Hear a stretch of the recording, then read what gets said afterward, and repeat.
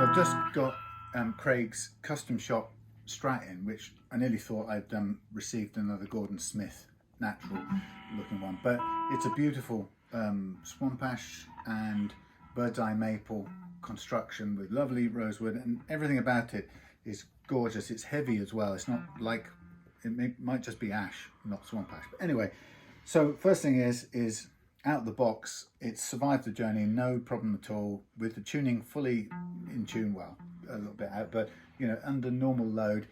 It's a gorgeous instrument. And so I just wanted a quick physical all over check, and then a quick sort of, how does it feel? Is there anything that stands out check? And the first thing I noticed about it, and that was my pickup that went flying, my pick. First thing I noticed about it is the pickups. A lovely Fender tone. And having set up a couple of Strats recently, I can immediately tell the tone difference for me is huge. So you've got a nice kind of sharp bridge sound, tempered in-betweeny sound, and a very distinct neck pickup. And for me, that's the mark of a good Fender, and the custom shop ones always have quality pickups. So that's really what I like about them. But a couple of things struck me straight away without rereading Craig's notes. And the first thing that struck me was how dead these notes sound. And then I played them, and I get sort of sitaring. Now, Craig's described it in his message as buzzing.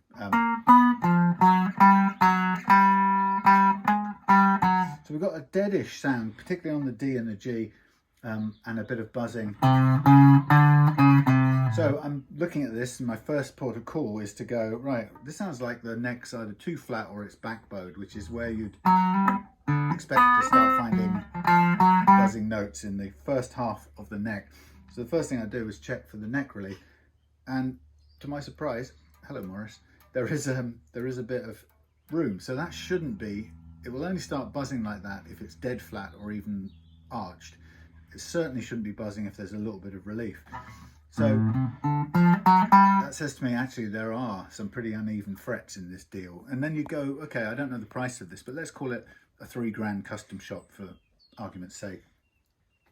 And you're thinking straight away, a $3, $2.5, $3 custom shop, I shouldn't be finding. I'd understand if it was the neck had changed over ownership and maybe it gone a bit flat or even humped. That's easy to fix. You just adjust the truss rod at the heel end. But it's easy enough to fix. But when it isn't a neck relief problem, Morris is trying to get in. Yeah, he's just exploring the box, making sure he can play in it. Quality control. Gonna tip over. Yeah, so when it's disappointing that it's not truss rod adjustable, and what it means is we have genuinely got some uneven frets in here, and the action isn't super rock bottom low. So we've got some work to do on the frets, and of course Craig knows that because he's said it's buzzing. But that doesn't explain the dead notes. And I think what's happened on here, and this is another downer for custom shop, those notes are dead because I think the slots in here are flat. I don't think they're sloped backwards the way they should be. So I'm going to have to amend these. Now we're keeping the bone nut in because understandably Craig wants to keep it original as a Fender custom shop, and we don't want to pull out the nut. That's an important part of that, and is vital, I guess, to preserve its resale value in original condition. But you know, I'm thinking, where's the time and effort to make sure these notes aren't dead? There's no other reason why they're dead than the likelihood that they're not running over a point here, and you know, the string should be coming off a single point at the top of a slope at the front of the nut, which is that bit. And in fact, if the nut slot is horizontal or more like that, then it deadens the sound because it's coming off a spot this big instead of a thin spot, if you get what I mean. And I think that, I'm not 100% sure, but I think that's what's going on here. It's slightly lifeless. And look at that for B.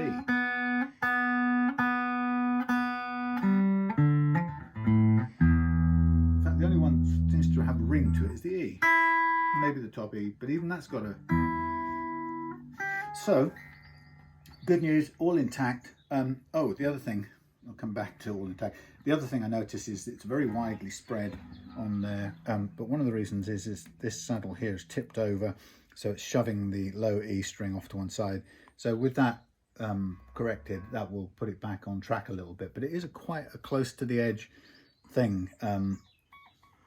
For some people that may be too close. I notice on a lot of original Gibsons there's a lot more room either side of the E's. They deliberately made a narrow gauge of strings to give them a lot of room, you know, and of course it allows you to do that. If it's too close to the edge, you fall off, which is the problem that Mark has been having with his Gordon Smith, which is why we're fitting another bridge. But they do look remarkably similar, those two guitars.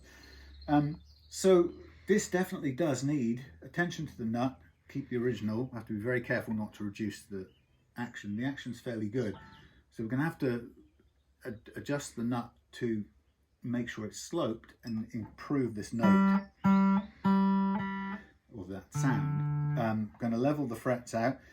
Craig, they're quite tall as far as he's concerned, and he's happy for them to lose some of the height, so we've got enough room to level the problems out of this. So it shouldn't be a problem to put it, get it, to improve it. But then you come back to the question, should you be doing that for a $3 grand, 2.5, I don't know what the price is, but let's say 2.5 grand guitar. It's not good, is it? Not ideal. But I guess that's the way it goes. This is also not set down, so I'm going to check with Craig whether he wants it active as a trem or whether he wants it solid. So, but otherwise it is a beaut, and you can see the, I don't know if you can see the bird's eye on the back. Bird's eye maple. Does it show up? Mm-hmm. Not the good light in here. Maybe it shows up better on the headstock. In fact, it does on the headstock. Look at that. Ain't it pretty? And Spurzel tuners. Yeah, so other than those two details, oh, and there's some metal filings on the pickups here. I don't know if you can you get a close up in there? I've got a picture of it, but so from whatever they've done, it could be scratch plate coils or plastic coils, but I think it's metal, so it's sticking to the magnet. So they've something from the production run has come off and gone onto there. But apart from those two things, it's a beautiful thing, and it sounds great. That's the nice thing. So we're just going to do the finishing touches that arguably Fender should have done in the shop, and it's the way of the world, isn't it? Just about everything that people are buying hasn't got this little bit done. I'm surprised that somebody would not hear this and go, tiny bit deadened. Maybe, you know, I'm being overcritical, but then we discussed that overcritical, you've got a right to be critical for $3 grand. Now, of course, that dead sound goes away. We're only talking about open strings, right? So it's not the end of the world, because as soon as you fret it, out of tune, as soon as you fret it, that problem of the nut goes away. So it's only showing up on dead strings. But it still ought to be better than that. So I'm going to do a little bit of adjustment there, and we're going to do a very careful precision fret leveling to make this thing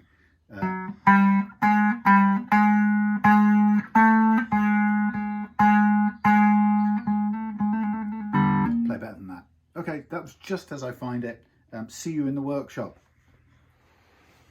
Isn't that right, Morris? Morris!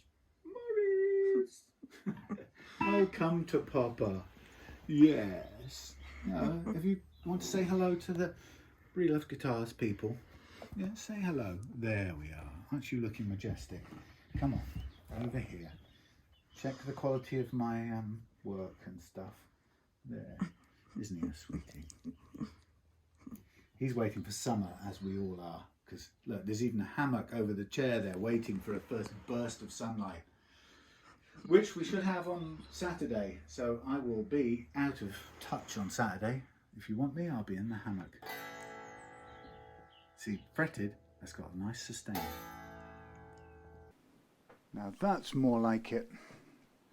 It's bit like a summer's day out here, and look how gorgeous and green everything is through the mucky windows.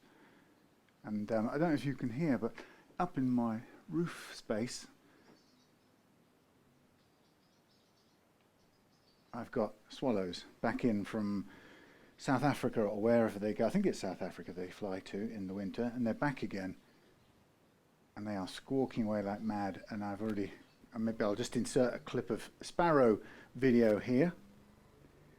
Yeah, that's where they are flying around upstairs. Right, so as you can see, it's a day of brothers from another mother's. On the bench today we have well, yeah, this is God, they are noisy. This is Craig's custom shop Fender Stratocaster. Now, forgive me, I don't know if there's a special model name for this, and I think there is, but I just had a quick look at the spec and so forth and so on, and maybe mainly fell off the chair at the price. But anyway, you can see it's a beauty in terms of finish, fit and finish. Look at that bird's eye maple headstock.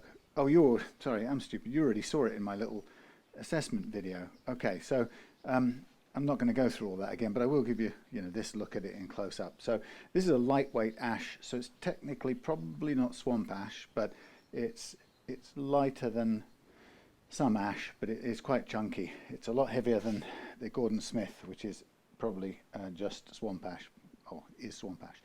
So we've got this lightweight ash, which gives the guitar quite a nice heft, and we've got some, as I said on the original thing, original bit of video, the introductory bit of video, got beautiful sounding Fat 50s, or whatever they're called, something like that, Fat 50s single coil pickups. And I've heard these before a couple of times, one on JT's custom shop Strat as well, and I loved them. I thought they were great, and immediately I can say that that's my preferred sound of Fender pickups, these Fat 50s. There you go. And they are a mile away from the inexpensive Strat I set up for the youngster the other day. I mean, those pickups are anemic and have no character at all. These things sound like you want Strat pickups to sound. So this is a really interesting and a kind of almost a bit challenging thing for me. So we have here, make no mistake, we have here, I would call this a very expensive guitar, okay? And, it's beautiful. Look at the condition of the finish. Look at the appointments. Look at those absolutely gorgeous Spurzl tuners. And look at the thick glossiness and smoothness of that finish. And it's a lovely 60s, 62 or whatever it is, headstock. Correct me if I'm wrong, with bird's eye maple. So a gorgeous guitar with, I don't know if the screws are all the way down, maybe not, I don't know, they're probably okay. But yeah, I mean, just a lovely thing. And that looks like real, I don't know if you can get it anymore, but that looks like tortoise shell, not plastic. I could be wrong, but it has a feel of something that isn't regular plastic to it. Yeah, so, an absolutely gorgeous guitar with an odd little surface blemish there in the wood. But generally speaking, oh, another one down here. Actually, that sinks in a little bit, so I don't know if that's a wormhole in the guitar that's been filled. Let's see if you can see the, hang on, there you go, look, you can just see the edging of that.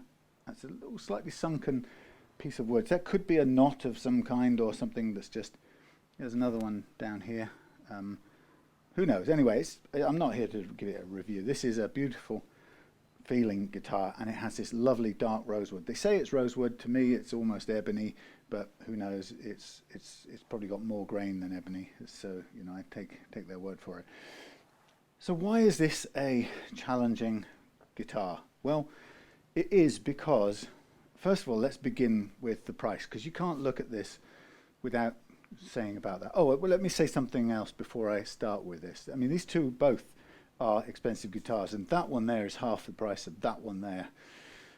Before I go any further, somebody left one of those wonderful kind of world-enhancing comments on YouTube. It said something like, "God, this guy waffles on," or something. Let me just remind you that I made a decision way back not to edit my videos for all kinds of reasons, which I can't be bothered, and it really isn't my place to explain to you now. But trust me that I made that decision for good reasons, and I'm sticking to it. And 8 years of doing this, or whatever it is, has shown me that's a good choice. But it means, because I don't edit, it means that I talk my way through these videos, and that's how it's going to be. And if you don't like it, please go and find a format of videos that you really do like.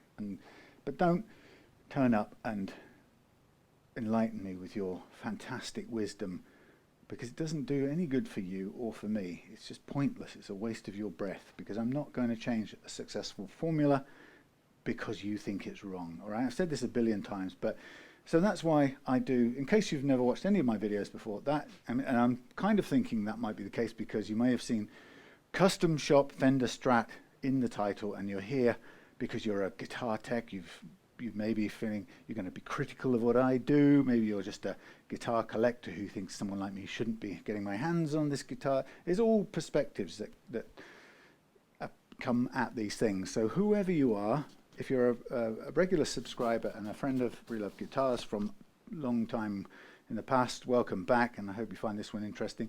If you're a newcomer, welcome to this, and I talk my way through it because I committed years ago to do it in real time, and I'm going to continue doing it in real time. And I talk to keep myself awake as much as anything else. And actually, I talk so that the person whose guitar it is can make sense of what I'm doing. And they're interested even if you're not. So if you're not, please go away and watch something more suitable for you. And no hard feelings. I don't want you spending time that isn't good for you here. Got it? Right. So why is this a difficult guitar? Right, well, first of all, it's £4,000 new. It was £4,000 new about a year ago. So why the hell is a £4,000 guitar sitting on my bench? Okay, I mean, just that on its own is a pretty, I think, is a pretty important and pretty valid question. Okay, why? 4,000 quid. Wouldn't you expect for £4,000 to have an almost perfect guitar? I kind of think I would, right? Okay, look, what you have got, let's be totally straight about this. You've got a guitar that will hold its resale value because of this, right? I mean, apart from the fact it's a beautiful pieces of wood and it's beautifully put together. And this thing here means it will hold, I'm going to have to start shooting with cover, whatever they call them, thumbnails in mind. So yeah, this thing here is a guarantee that it will retain its resale value should you ever need to recoup money in a hurry. And that's absolutely true. You get a good brand name and there'll be people out there who will pay you good money for it. So you know, why are you paying 4,000 quid? Well, it's beautiful, beautifully made, beautiful wood, beautiful beautiful equipment, and you bought yourself a thing that you can sell for very close to the price you paid for it, probably. Right? It doesn't depreciate like a car does. But the history of this guitar still doesn't answer why is it on the bench. And it's on the bench because it's not playing the way the owner wants it to play. Now, this guitar is advertised as not only £4,049 new, it's advertised with a free PLEK setup, a value of 175 quid. So this guitar has had a PLEK setup, and I didn't see it after that, so I don't know how it was for Craig, and we haven't had long enough to talk about it in detail. But evidently, once it'd been through the PLEK, I can see from what Craig's written, he wasn't happy with it. So it's gone to another tech at some point. And so it's not ideal. So first of all, it's gone through a PLEK, which, okay, you could imagine that in the factory or in the retailer will put it through. If the retailer has faith in that system, they'll put it through there. Hopefully they do it because they're confident that it will give their guitar an edge and it will make it playable the way the customer will want it to be. So some reason or other, it's not lived up to Craig's expectations, and so it's gone to a tech and had some setup work, which again Craig hasn't been confident in. So he's definitely not confident. Didn't like what the PLEK did. His description of it was totally not praiseworthy.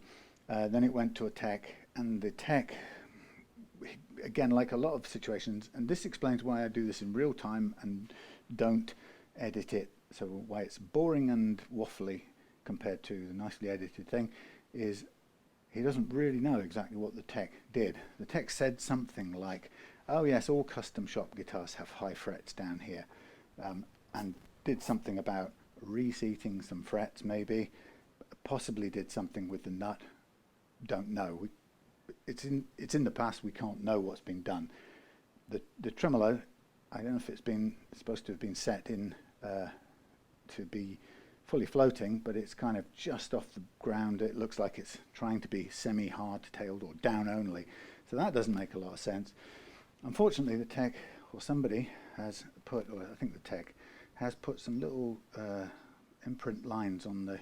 Now this I know, if you were using a fret press call to press down the fret, if you felt it was too high, you might go that way. So you might take the guitar over to the fret call, and you see in the bottom there you've got these brass inserts, and if you press one of those down on a rosewood fingerboard, you will get, I'm trying to see it in the best light, you will get that line there. You see it right through the middle of the abalone, or mother of pearl I should say, and there's a couple, so everywhere, there's three in fact, very faint one there, a strong one there, and another one there. So that often happens if you're trying to press these frets down and you accidentally, even if you accidentally drop the fret call, sometimes the handle of the press will sort of fling forward, and it'll just drop under gravity onto there, and it's easy to do, but that looks like, I would say, detective work for me would say that's what's happened, and then the result is you've got these very slight,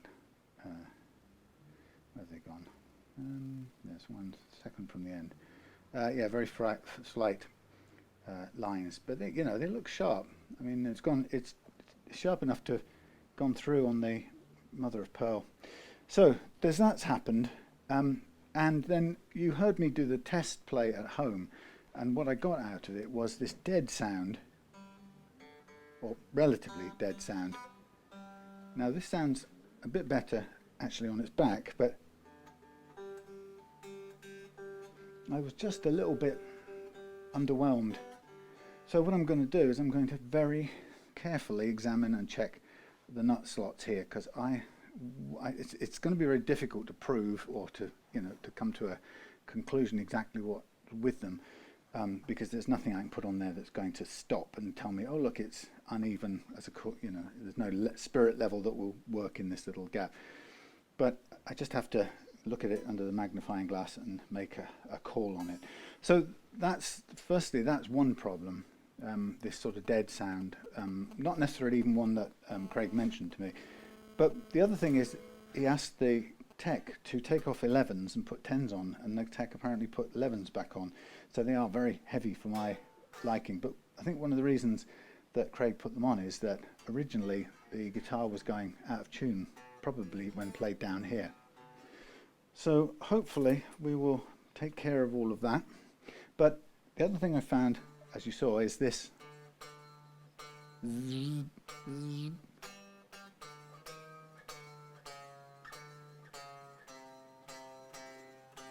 that sizzle made me think straight away to check the relief, and actually there is a little bit of relief, about 0.1 of a mil, and I actually looked down, sighted down the neck, excuse me, and there's actually more relief. I mean, there's hardly any, but what relief there is a little bit on that side and almost none on that side. So another guitar, a bit like the Gordon Smith, where the amount of relief is different on both sides. And when actually I look down the neck, I can see a curve here, but almost dead flat down here. Again, it happens. And Mark asked me, in respect of the Gordon Smith, is how come an expensive premium guitar like this had as many hills and valleys in the neck as that Gordon Smith had, which I leveled last night. And the answer is all guitars, wooden neck guitars, will have those hills and valleys to some degree. And I said to Mark in an email, the only guitar I've ever worked on that didn't have any at all was the Emerald carbon fiber acoustic. And that neck curved in an absolutely smooth and linear fashion. There were none of these little clusters of grouped frets.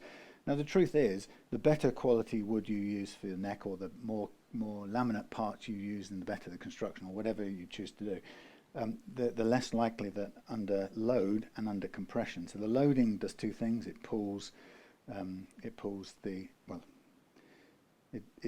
it does one thing. It pulls this way, okay, longitudinally, but it results in two things. It results in a kind of force pulling the bridge and the neck together this way, and it also that basically that force causes the neck to curve usually, but it also has a kind of longitudinal bunching effect as well, and it's very, very slight and subtle, and you can't see it. You don't look down and, well, some guitars you can, but rarely do you look down and see it as an actual visual thing.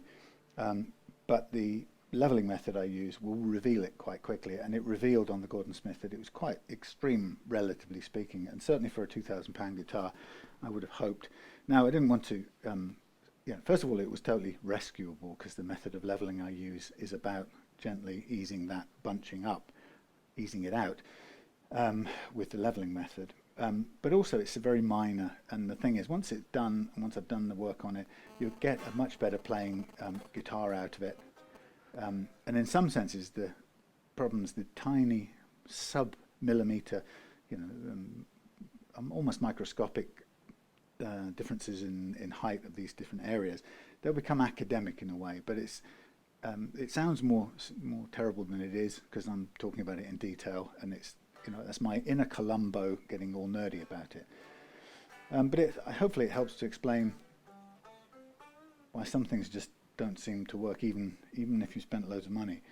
So this neck has something going on. So I checked the relief, because normally when you get this sort of sitaring almost here, it's not correctly sitaring, but when you get this sort of strange zizzy buzz, it can often be because the neck is not only flat but verging on the convex, so it's starting to go backbowed, and that, as it passes from flat to slightly backbowed, that's where these notes can buzz out, usually up in the middle, first half.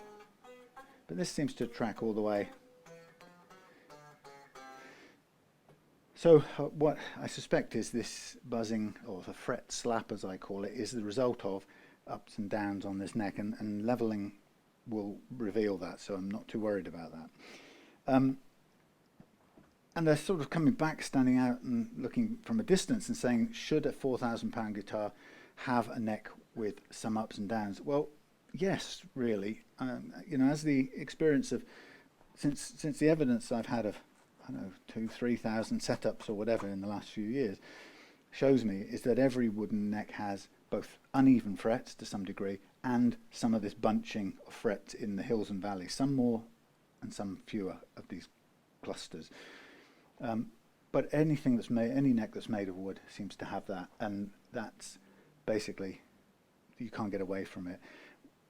Would I want to think that this wood had some magical property for £4,000? I'd want to believe that it was, the top-notch quarter sawn, that rock solid, stable, that wouldn't bunch at all under compression.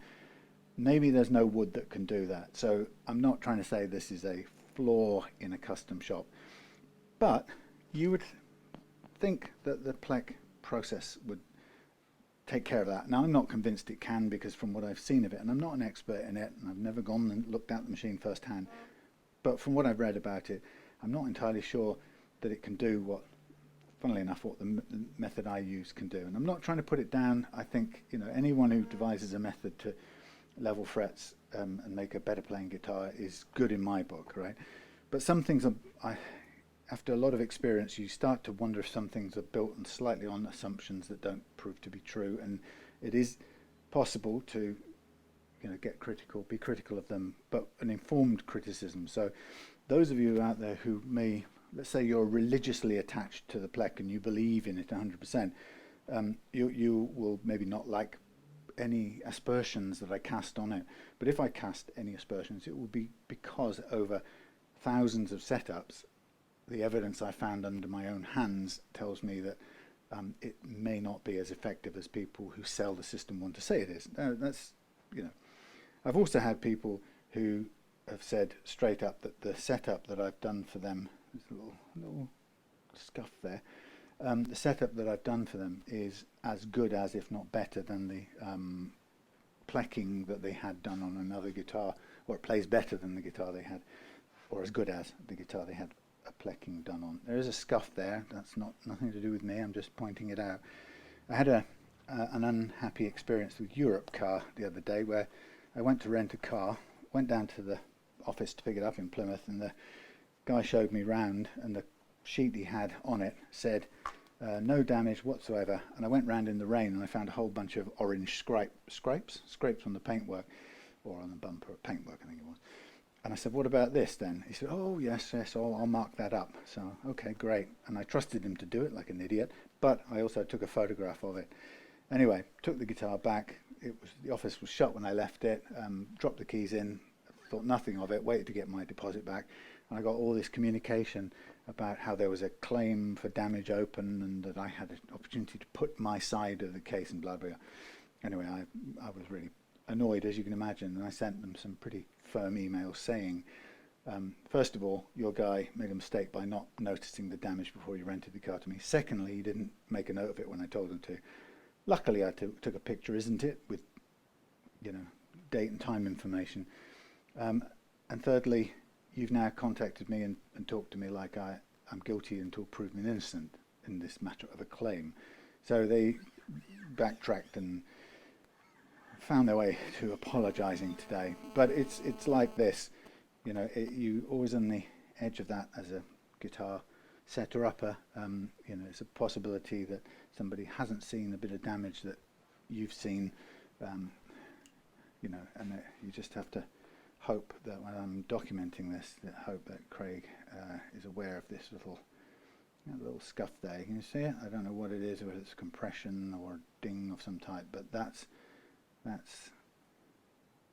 there. Just want to point that out.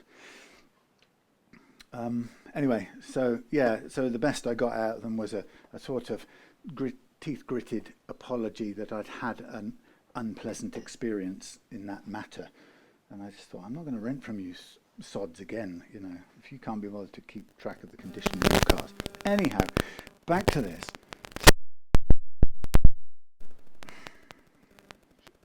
Should it be perfect if the PLEK machine did what it said, should it be perfect? Yes. Is it playing perfectly right now? No, there's buzz that Craig doesn't like. And of course my job will be to remove that. Now the question is, what else can I do? Now I think it's really important on this guitar, this particular guitar, is let's see if I've got any throwaway 10s. No, bloody 9s. If I had some throwaway 10s, I'd be happier, because I would rather do this with 10s on. There's not any there. The only problem is the 10s I've got here are all top-notch strings. I've got 11s here I could use as test. It's not going to be the end of the world. It will work the same. But in an absolutely ideal world, I think I would prefer to use 10s. What have I got here? I've got a 10.5. I mean, that would be a little bit closer. I've got 11s here in toe-man strings. I've got some classical strings. Oh my God, this is unheard of. Oh, I got 10s here. Here we go. They're a bit crappy. Oh, no, they're not. They're acoustic. Okay, so I got 10.5s, and that goes to, it's not even 46 really. It's probably not even that much different. Let's have a look. The 10s typically go to 46, these go to 48, so it's close, but I'm gonna do it. The point about it is actually it's actually fine to do it with different strings. It's just you're leveling it with whatever pressure that the strings put on it, and it's still going to make it level. All that will happen is there'll be a slight less pull, and you may want to have dial in a bit more or less relief. So what I'm going to do, there's another little thing on here that I noticed, which isn't a big deal, but you can see there that the low E saddle is tilted, it's kind of rolled down, and as a result it makes this low E unspaced and it rolls off towards the edge, so it really wants to be back there a bit more. But we can do that by sitting it upright in its correct position. So what are the things I'm going to do? Well, I'm going to level the frets for sure. I'm going to set a perfect action on here, even with 11s, and I'm going to attempt to check the nut, level the frets, get rid of that noise. Craig's doesn't like how tall these frets are any, so his kind of word to me is go ahead and take as much metal as you need to. I'd prefer they were lower. So although that feels alien to me, at least I can be at least happy that we're not at a critical level where there's any chance at all of me doing leveling and then going back to him and saying, oh no, these feel much lower than I'm happy with. Wow, these are tight. Holy cow. They're tight inside the tortoise shell, which means that they are trying to pull the tortoise shell up. It might just be smart to widen those very slightly. We don't want this pulling up and down. And we don't want anything like this, you don't want to have to be putting any force into it. The more force you do, the more likelihood it's going to come skittle off and scratch something, or you're going to round off part of the Phillips fitting, or the crosshead, or whatever it's called. So I might just get just right on the end of the just a little sandy thing. The word I'm looking for, rat tail doofer. Anyway, so yeah, so I'm going to, in a way it's simple what I'm going to do on this is my mission is to level out the frets and make sure the nut is good. Now Craig wants to keep the original bone nut because, you know, that's original to the guitar, and I think with that in mind I'll also retain the original string tree as well, even though for playability's sake I would prefer on all my guitars a tusk nut and a tusk string tree if there is need for one. But that's absolutely fine that somebody chooses to keep it original, and that, you know, that's a pragmatic or practical decision, and I don't think that the bone nut will have too bad an impact on tuning stability, particularly if I slightly widen the slots to make sure that everything's running cleanly and smoothly through. The beauty of the tusk is that I wouldn't have to worry about that so much because it's ready thingy-cated. Wow, this is got to be old-fashioned tortoiseshell stuff, or not real tortoiseshell, but it's some old-fashioned. Well, maybe it's just ordinary plastic, but it's very thin and it's slightly buckled. So in here you can see everything you'd expect: a full weight tremolo block. And all I'm going to do at this point in time is I'm going to pull it back using the screwdriver to tension up the tremolo claw springs. Now, the thing about this is Craig's going to want this fully floating at the end, but I do the setup with it locked off, so dialing in the claw springs, and once that's down, I mean, this would be putting quite a load on it anyway because of the 11s, so it's trying to pull it up, but to begin with I just want it pretty much really tightly down, and so that's really stable when I do the fret leveling part of it. So that feels to me like it's not going to go anywhere. I bend the string, it doesn't lift up. Okay, I don't know what you can see, it's not the best view in the world, is it? Right, so the other thing is there, I noticed on the, and this could be from the case or the packaging for all I know, I noticed there's some metal scuzz sticking to the pickup poles, which is again not great. I don't know what that's from, but when I take all of the strings off, I can remove that with some sticky tape. It's probably the best way, a bit of Gorilla Tape. One of the other things I'm going to check, and I think there's possibly a problem there with this already, it might be, is these things don't want to be screwed in very tightly. The last thing you want is them to pull the front down, and we won't know unless, I don't think I can't do this one-handed, it would be too dangerous, but the way to tell would be to set up the camera like this and just undo one or two of them, and if you see that if the bridge tilts, kind of relaxes back upwards at the front edge, you'll know that these were too tight.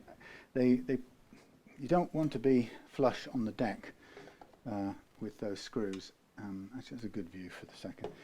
So I'm going to put this flat. I'm going to put the guitar flat on the floor, and then you can see where I'm. So easier to do with the strings off, but we're going to dump them anyway. So typically, what I would absolutely make sure is that this touches the top and then backs off.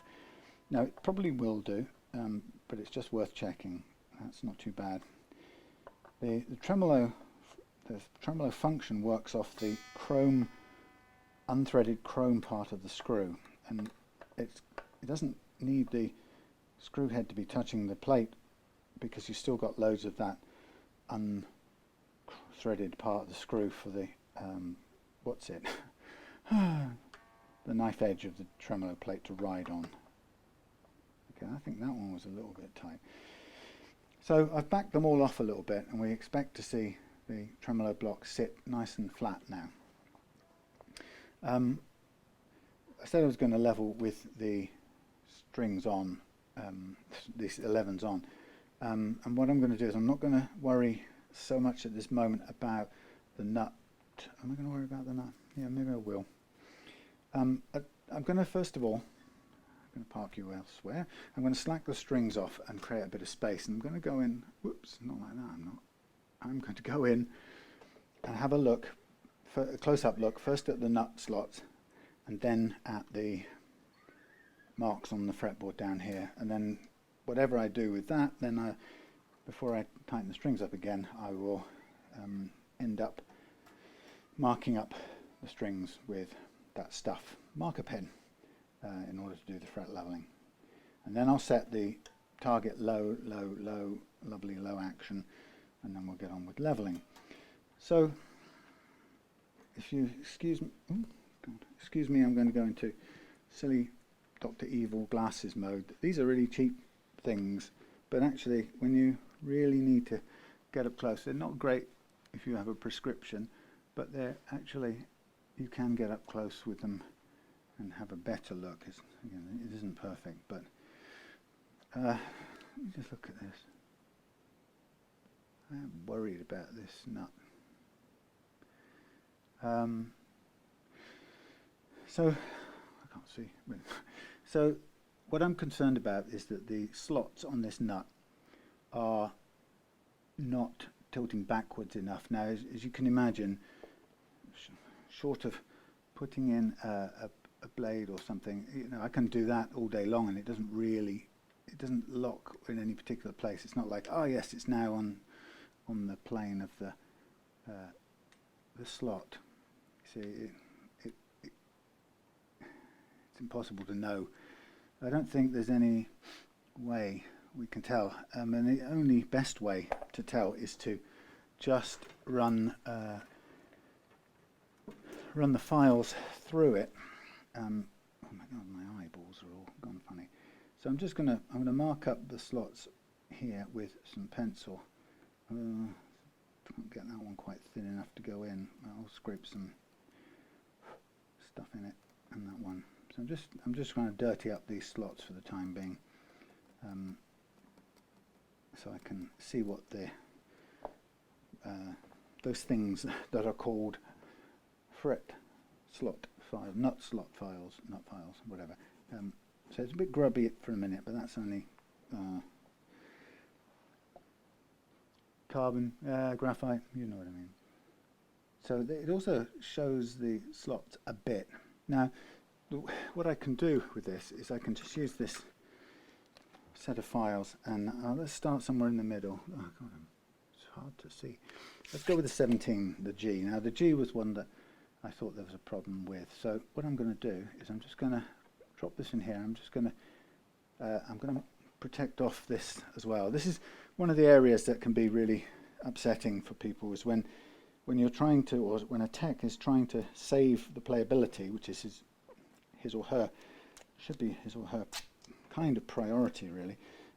It can be, it can also be a little too easy to, I think I'll just try and pull these out of the way so I can see. It can be easy to catch this beautiful finished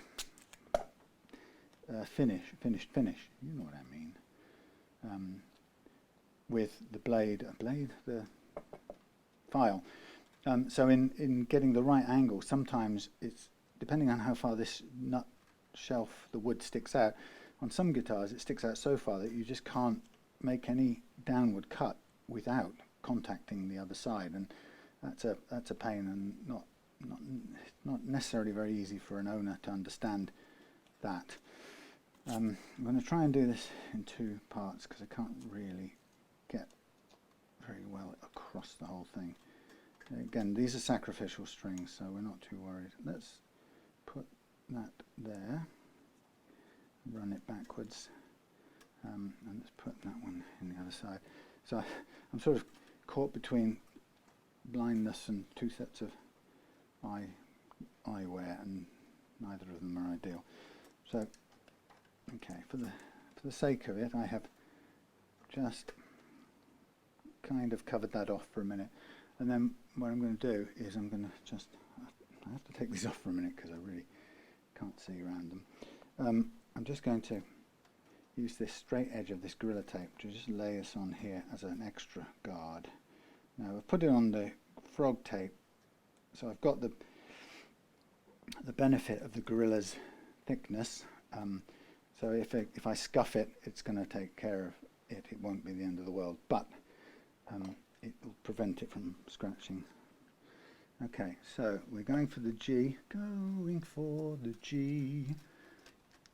Right, and we're going for the G of the 17. And let's have a look. Okay, so my eyes, they do look a bit funny in this. So the first thing I'm going to do with this G is I'm going to run the file through it like this, and I'm going to see, well, first of all, it's very deep. It's deeper than it really should be. So I'm going to end up cutting down a bit before I even get to the bottom of the slot. Stay down. Let's get this stable. So I'm going to just cut down, and I'm just going to keep an eye on it from the side. Now this is backwards, downwards and backwards. So I'm widening it now, first of all, and I've not got to the bottom. So really, in fact, you'd want to do is to really lower this nut. Once the string's at the right first fret action, this nut really would benefit from being lowered, because all of this extra height above the string is unnecessary, and in fact it's risking grip, what's that word, friction. So I've just been basically just widening it, and I haven't hit the bottom because the pencil is still there, and all I've really done so far is widen it, and done it in such a way that I'm kind of safely staying away from the finish at the back. Okay, so that is now cutting backwards a little bit, and without what's the word I'm looking for? Without taking down the that's for the B, isn't it? What am I doing? Wrong string. Yeah, I'm cutting the angle back without taking the height down. So I'm going to just re-tighten this G. Now, of course, at this stage, with only one string on, the neck isn't going to go into its overall shape, but it's going to be close enough to check a gap near enough to check a gap and to, but it's weird doing it through these eyeballs. Check the gap and, right, that's at the right height, and as I say, I want it to be sloping backwards, so I'm going to put a bit more pencil in here if I can get it fall in.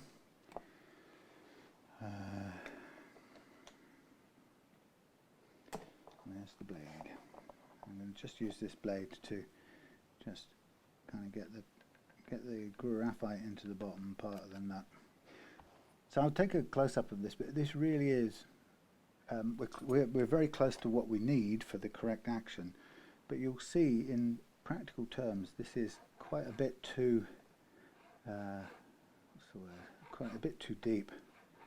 So I'm now just, we're very much almost perfectly on the height we need at the front edge of the nut. I don't want to be adjusting that. I'm just scuffing the Gorilla Tape. Now let's take this off so I can see while I show you. Sorry about the camera a minute. So I'm going to show you what happens to this nut at the correct first fret angle, first fret action.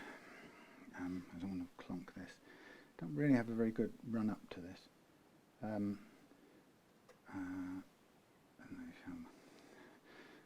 It's very difficult to see. I can see it from lying down and looking closely at it. Okay, so there we have it. So do you see how deep that is? It doesn't need all of that depth, but when the string's in it, you'll see that you can get a sense of how deep that is. That all of that material. Sorry about this camera work. It's not an easy thing to do. Where are you? All of that material above the string shouldn't be there.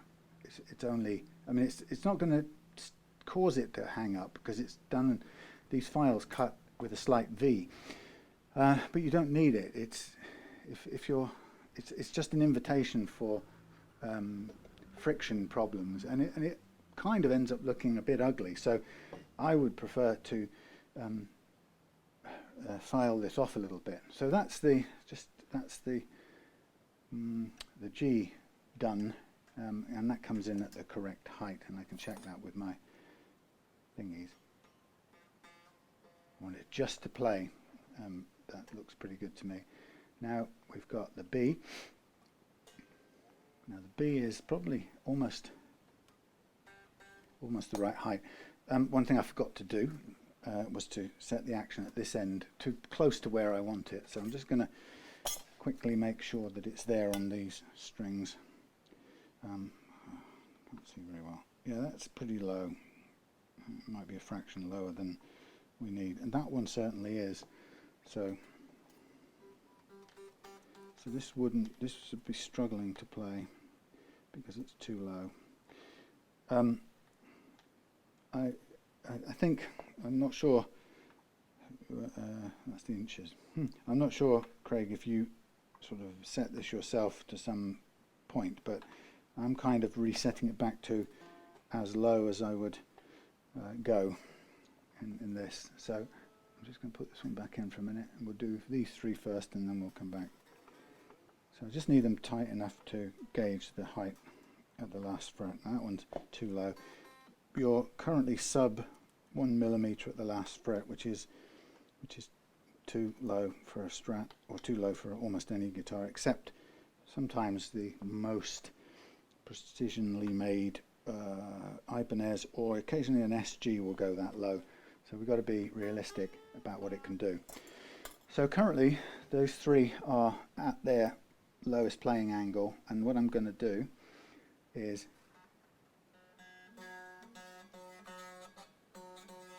I'm going to just do the same thing with the B slot, and I'm just going to very, very carefully work it so that I can be sure that I'm not going to lower it any, but I want to be sure that the slot is wide enough. See, this is oddly large, this one. This feels much looser than the other one, and this is a B slot, you know, of a 10 set, and this one is quite a bit wider. So I'm just going to run through this first of all to widen the thing and ensure that the slot is pointing downwards. Now that's pretty much all it needs. Just drop it on here, and I'm going to have a look. I can see the gap visually, but I'll also just double check it. Oh God, it's hard to do this with weird goggles on. That's very close to the thing, perhaps a fraction more than we want, but this is have to be very careful at this level, 13, and I'm really more interested in the backward slope than I am taking anything off the front edge, but I think that will do. It's very easy to overcut, but I mean it's visually a fraction higher, so if I'm going to be precise, let's do it. So what I'm trying to do, as you can probably tell, is cut backwards rather than downwards, but at some point I have to just clip it at the front edge so we go downwards. That's perfect. Then we go with the high E, and we look, and that's not bad, but again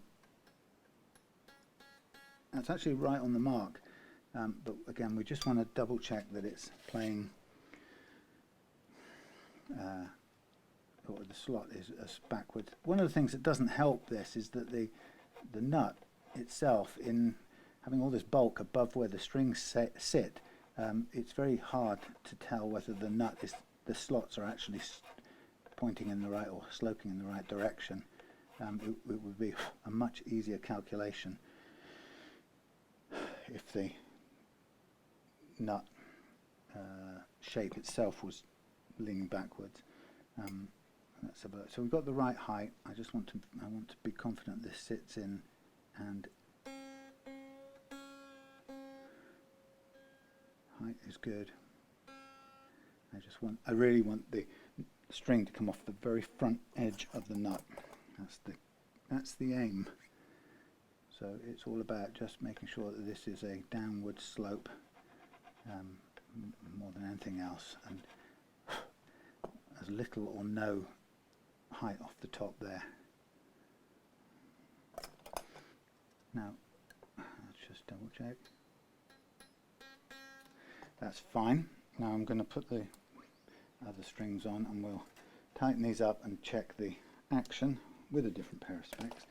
So this is going to be quite a bit of toing and froing on this, and at some point I'll probably run out of batteries on the phone because it's not holding too great a charge these days, but I'll run until I can't run no more. Right, what I'm also going to do here is I'm going to stand this up now, which it wasn't before, so up you come, and that will straighten this string out and get to close to where it should be. This is very tight fitting on the board anyway. There's not a lot of room for these strings, which is okay. I mean, yeah, but you don't have any leeway for waggling things if it doesn't quite work for you. So what I'm looking at just for now is I want the action set right here. This is now about right on these two, and this one's too high. The intonation is completely wrong here. This shouldn't be anywhere near here. So it could be that it wanted to be in that place, in which case your string is totally knackered and worn out. So I'm just going to, for the sake of accuracy for the time being, I'm just going to drag it back to where it should be, and then I'm going to take it down to how high it needs to be for the ideal action. And I tend to also like to just follow it with my eyeballs. Pardon me. Okay, that's pretty low. Now this isn't meant to be in tune, it's just meant to be a pitch. It's just meant to be tight enough to check the action down here first, and then we'll move these out of the way, and we'll go back into the process of ensuring the nuts slope backwards so that we've got the cleanest note possible and we don't have that problem that I picked up before. So for this we're going to need the 26, because we're coming this way, 26. And again, I've got my Gorilla Tape there. Now this one again is already quite wide, but let's see. Let's just make sure I'm as you can see, I'm just scuffing these are, because the slots are so deep, these aren't perfectly V-shaped. They're more like bat shape. There's got a more vertical side. So really, that's one of the other reasons you don't want such a deep slot as this, because it forces the file into strange kind of orientations. So I'm just cutting there on the Gorilla Tape. Now I'm going to check the height of this one. This one is actually already lower than the others. So it's just about barely on. But there's nothing we can do. I haven't lowered it any, it's just worked with what was there. What have we got now? We need the, that was a 26, we need the 36. Again, I've got enough graphite in there to see what I'm doing. Again, these are just, I'm just going to work backwards.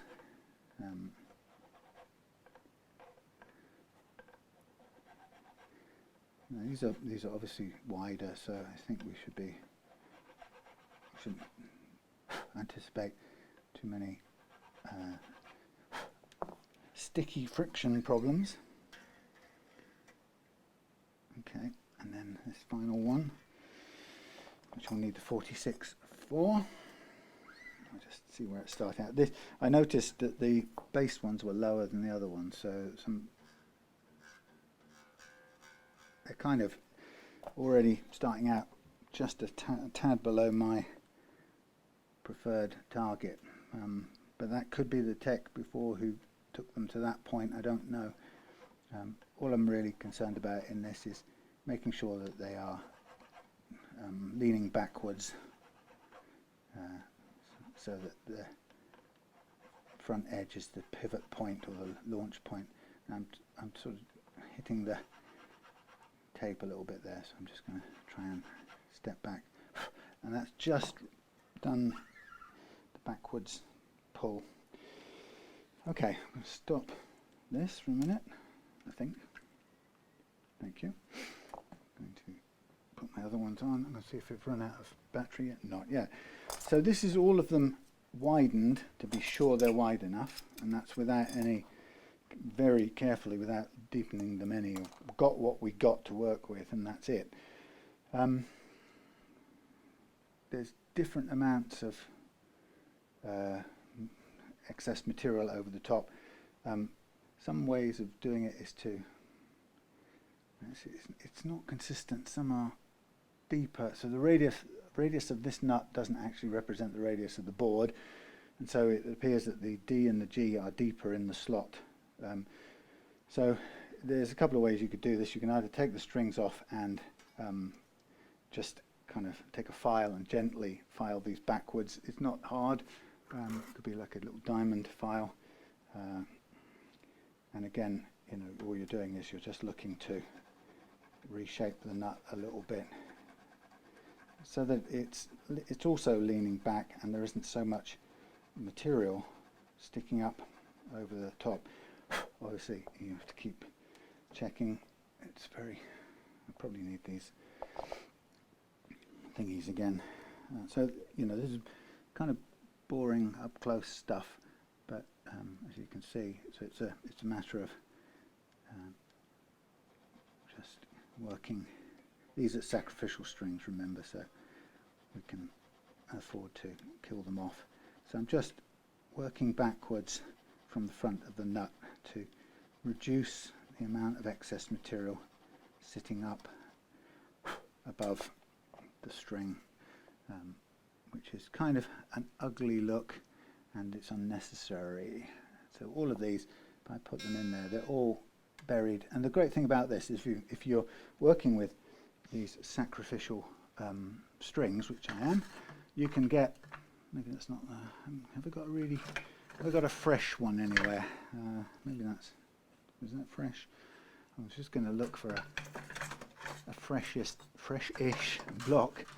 I'm not sure I've really got any, but you can get yourself a block, and you can work. These goggles are really a bit wonky. You can actually work over the strings, or it helps pull them down a bit, but you can work over the strings and keep going until you reach the strings, since we're going to bin them in a little while anyway. So this is one way of taking it down if you're nervous about going too far, and not. But there's 3 times the string's depth there, which we don't need. So it would actually be easier to get a slightly better file than this. So let's take these off again. So we've got the heights, first fret action heights is what we've got. It's a sort of, it's not the one that's just under the 3.3. 0.3 is a conservative height that I chose a while back after doing, gaining some experience in this. And 0.3 is higher than if you were using. I'm going to look for a little file. It's higher than if you were capoed, but it's so it's safely quite a bit higher than that. But it's not so low. It's nowhere near as low as that, and it's not high enough to cause tuning issues when you're fretting notes down there. Okay, so this is a good old metal file which will get us there. And again, the height of this nut above the strings is too great, so I'm going to try and reduce it. Bone is fairly hard to work, so you have to be persistent and careful, and in a way sandpaper is probably a better. I probably ought to just prepare. Let me just do this. Sorry, this is real life. I'm going to stick a little piece of fresh sandpaper onto a block, that's probably a bit too narrow. I think one of these will probably do. I just want one side of one of these. And have I got something like, I need a bit harsher, like 180 for this. I need it to have some teeth. Right, have I got a spare piece of this? Well, I'll tell you what, the flattest thing I've got here is this piece of brass, so maybe I'll put a fresh bit on this side of the brass. So for this, I use double-sided sticky tape. Is that the same stuff? No, it can't be. I don't think it is. Please bear with me. Normal service will be resumed. Things off to one side. Cutting board in the shape of a giant guitar.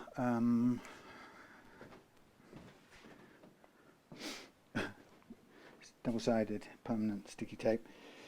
A bit wasteful, but I'm just going to put it on one section of here, like so.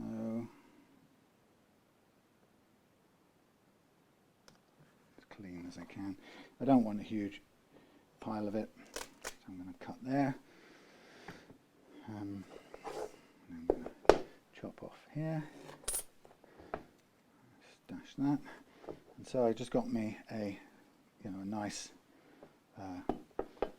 piece of fresh sandpaper on a flat block that I can trust the flatness of it. So I'm just going to basically put that across there, over there, stick it down, cut it off like so.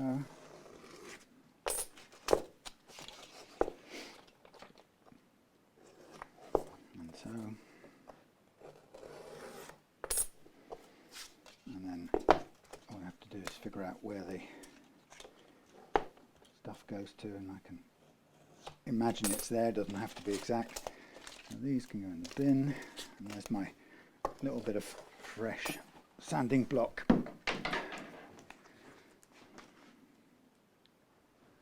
I don't know whether I'll just stick with these glasses for a minute, because that is very hard to see my way through.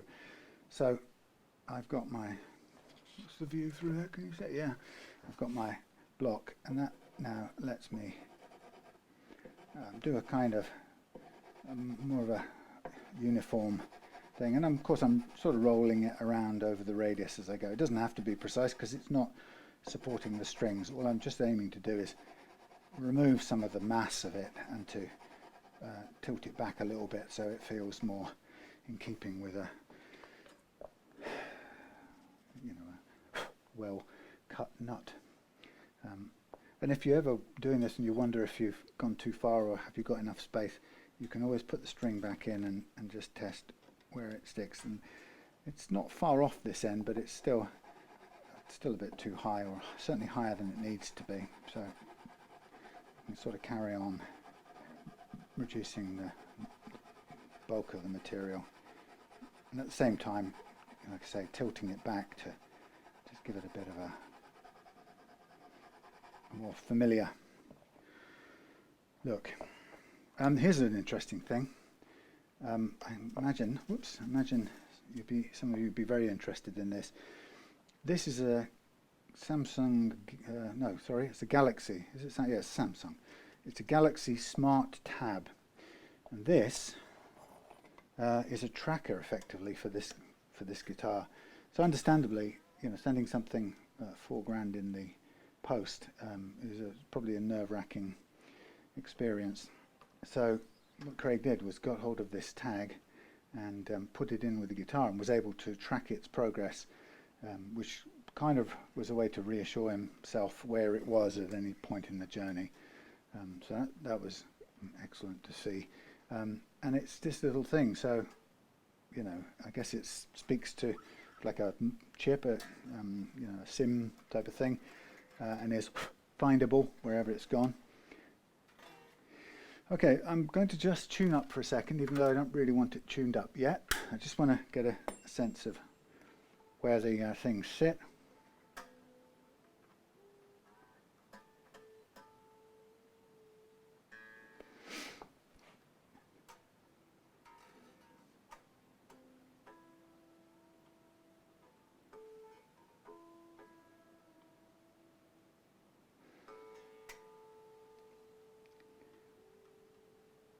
Yeah, so if I'll try and remember to put a link to this thing in the video description.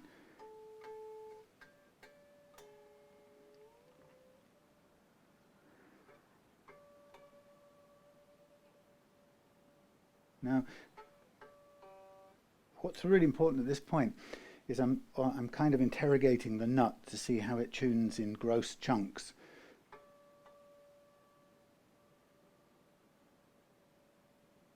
It's not really the tuners I'm interrogating. I want to feel that the string is going through the nut in a linear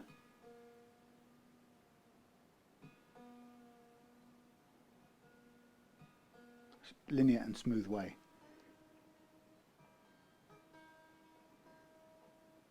Now I might have, let's say I've got it all in tune.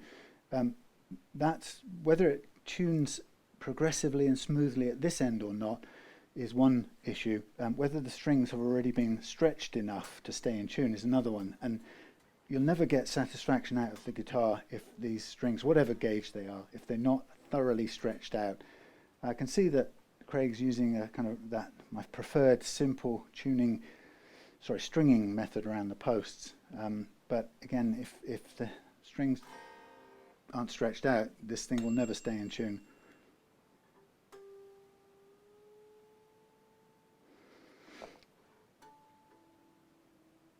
Now obviously these are sacrificial strings, so I'm not going to waste my time stretching these forever and a day. But if you're going to have a tremolo working, you've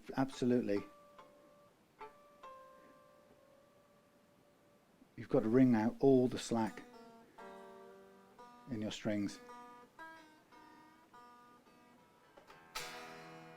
before you even consider setting the tremolo. Okay, so I'm feeling these, I'm feeling it. That feels okay. Now I'm going to yet again slack this all off, and this time I'm going to mark up the strings. No, that's not the right word. I'm going to mark up the frets. I can also see this is about right for the height, so all I'm going to do from here with the nut is I'm going to polish it a bit with a softer sandpaper. It's kind of leaning back the way I prefer it, and it's tidier. There's less material above the strings, and mainly on the G and the D actually. That's cured that, and so I'm just I'll go over it with a few progressively finer papers. I'll leave this protector on so I can do that without any risk of the finish. So now what I want to do is I'm going to mark this up, and I'm probably going to pause and do a bit of recharging after I mark these frets all up, because I think the battery needs recharging, and I need a drink, and there's something else I've got to do, a bit of spraying in the other space around the corner, so it wouldn't hurt to do that while the battery is charging. But one thing I did want to have a look at is the best way, while we're on camera, is the best way to remove these scratches. Now, a simple way of doing it, the ones on the rosewood, the simple, inverted commas, way to do it would be to scrape the board, and a really sharp blade will, at a push, will be a way to do it. I'm kind of curious after seeing what it is. I just wonder whether if it's a compression, I wonder if a little bit of warmth from a soldering iron and a wet cloth would actually help. So rather than scraping wood for a second, I'm just going to see whether there's any sense or value in doing that. It'll pretty quickly show up whether it's any point or not, and if there is no point, then there's no point. But let's just have a quick look. So, and then after that I will what am I doing? Let's move that further. After that we'll go into a quick break. So iron on. I need a wet cloth, preferably one that hasn't got stinky water on it. Clean water will do. I'm just in the small bathroom department, just soaking that a little bit.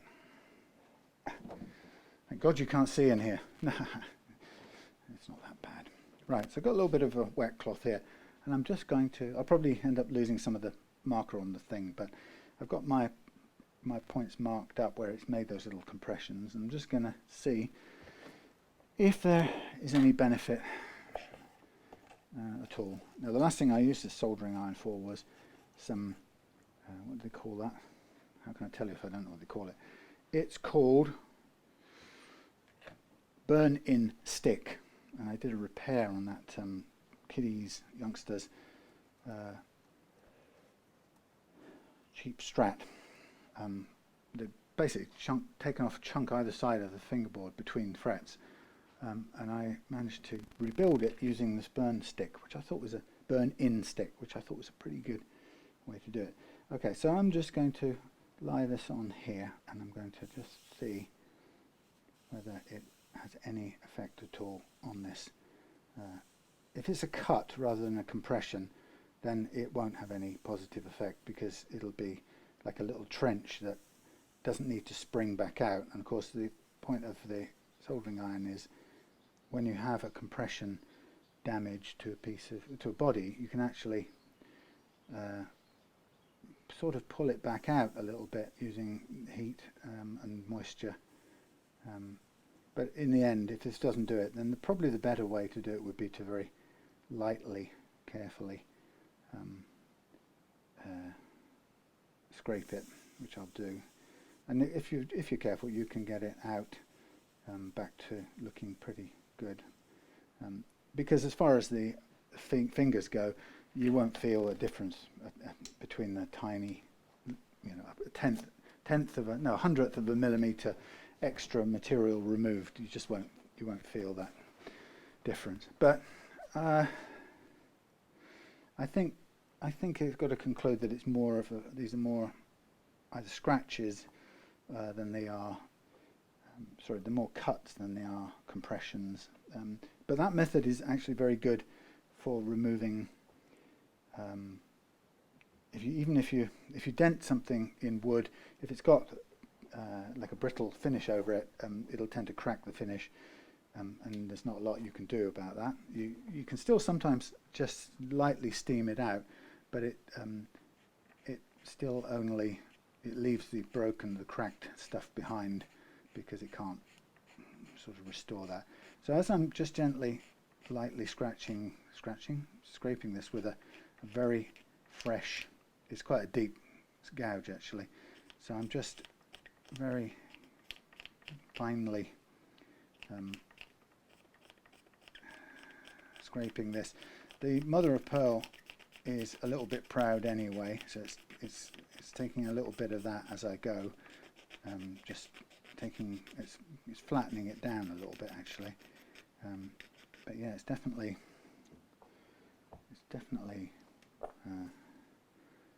the fret mark is definitely a little bit proud. So taking a bit off it will help to remove the cut that's gone through it. And like I say, this is a tiny amount of actual material, so you really won't notice it. But we'll get rid of that for you. Yeah, so check out the Samsung Galaxy tracking doofer. I really like the idea of it. It was funny, when I was coming up here, I thought, ooh, I bet he's checked to see what time I'm going up to the workshop, which I very much doubt you would have done. It was just a bit of fun, I thought to myself. It's not a real-time thing, I don't think. I think it's just it lets you know every once in a while when you check in. So this is clearing up the cut, the gouge, or the little cut in the wood. And what I'm going to have to do is I'm going to have to work a little bit harder on the mother of pearl, because it's just a harder material, and it'll take a little bit longer to cut that level, I'm afraid. So what I'm doing is I'm just slightly bending the blade, which sort of focuses the cutting power of the blade a little bit. So I can just, it'll look a bit dusty, so don't panic about that. So I'm just bending the blade, so it sort of lifts away part of the blade away from the finish or the wood or whatever you're cutting. So it gives you a focused amount of contact with the piece. So what I'm doing is I'm trying to gently sand out the cut that goes all the way through this mother of pearl. We'll get there, and then once this is done and re-oiled and stuff, you actually won't notice any more. But these are, as the neck, or the fingerboard occasionally shrinks a little bit, you do get just a little, you do get the can get the mother of pearl standing just a fraction proud, and I can feel it doing that here. So it's quite difficult to get it completely flush with the wood. So I'm having to do a little bit of extra scraping, and so it's the scratch on the mother of pearl in a way that's going to dictate mostly what's possible here. And we almost got it out completely, which is marvellous. I've lost the masking tape. No, that other stuff, marker pen, but that's okay. I can put that on again. So again, I'm going to just keep going. Get rid of that little slice. You know, I still think it was caused by the fret press call, but it has ended up cutting more than it's compressed, I think, and as a result, it's not steamable outable, and it's not. It requires that I take down the. You nearly, almost wouldn't know. There's a hint of a ghost. Stay there. There's a ghost of it on this side still. Yeah, so it has to be a scraped approach, baby. And still a bit proud this side on the mother of pearl, but we are very nearly there. So I'm just going to complete and remove that mark. Oh yeah, oh yeah. It's always worth trying a couple of different approaches. Yeah, still a little hint of it at this end. It's worth trying a couple of different approaches, because if one doesn't work, if one works and it's completely non-destructive, it's great, and you think, oh, I just steamed that little blemish out of the thing, I feel great about that. But if it doesn't do it, then you know you have another option up your sleeve, which you know I've done before many times. Right, that's got rid of that line. There's one on there, and there's a hint of one on there, and we best do them as well before I take a break. So again, here we go. This should be very quick. Scraping the fingerboard is a surprisingly safe thing to do, in that it's a really good way of, as long as you've got a very sharp blade and you handle it carefully, you can get rid of age-old finger grime, that kind of stuff, in a very smooth way, and once it's oiled up you won't know I've done it. And then the final one is right down here, which again has no mother of pearl attached, so it's just a dent or a cut in the wood, and that should come out pretty quickly. And then we'll mark it all up, ready for leveling, and we'll be ready to come back after I've had a break. That has pretty much disappeared. I can't see it anymore, so there we go.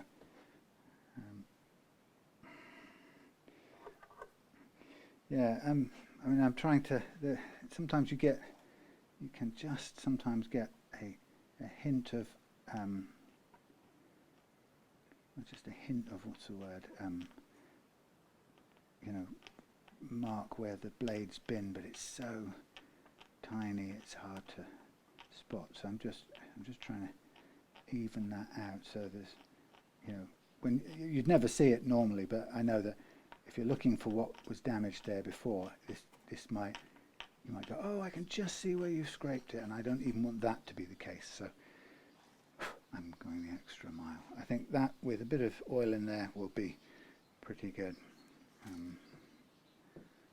Maybe I'll come at it from the other side, just a tiny fraction.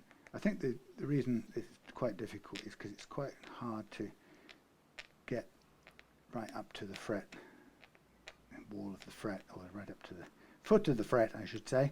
And so you can sometimes get just a little bit of a dip where you take a tiny amount off directly in front of the fret. And it's a bit like when you spray over the frets, if you do your spret fraying in that, or your fingerboard spraying, if you have a maple fingerboard. And often manufacturers spray over the top of the frets, and what you end up with is this kind of sloping stuff leading upwards towards the fret, and it kind of feels a bit like a carpet. So I'm just trying to even this out, taking it right up to the foot of the fret. I think that's going to be good enough. That one took a bit more work because of obviously taking down the harder thing in the mix, which is the mother of pearl. Okay, so I'm getting ready now to do the leveling, and for that I'll need to free up these strings, put them back on the thing, that thing that supports the headstock, headrest, and then, but I'll pause in a minute, but before we actually get into the fret leveling, it's just critical to check again, or double check that everything is in situ, as in you've got the strings in place at tension, tuned to pitch, and that you've also got the action set the way you want. And once that's all taken care of, we're ready to go after a little break. So just bear with me. Doing well, doing well. I'll just set this up just prior to leveling. And we come straight back in to the leveling game. So yeah, you can't over stretch your strings before you play with them. The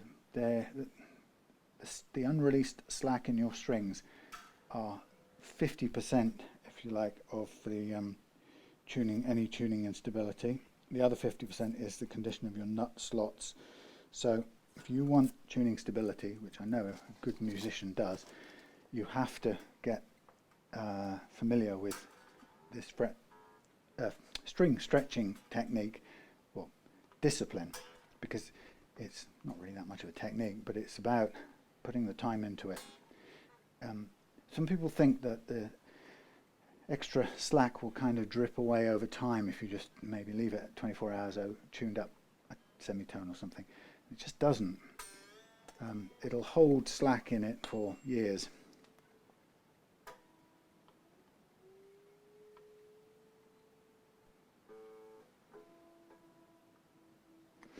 So get the habit of stretching it until it doesn't detune. I'm not going to do it on these strings because they're going in the bin anyway, but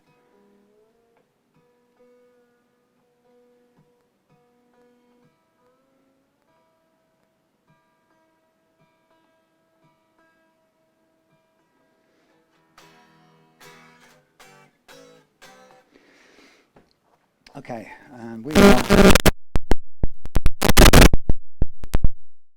Well, I take a short break. Set up my calibration nodes to calibration, and get our fret leveling bar down. Give it a little brush down. This is still a pretty new one. Oh, it's pretty fresh.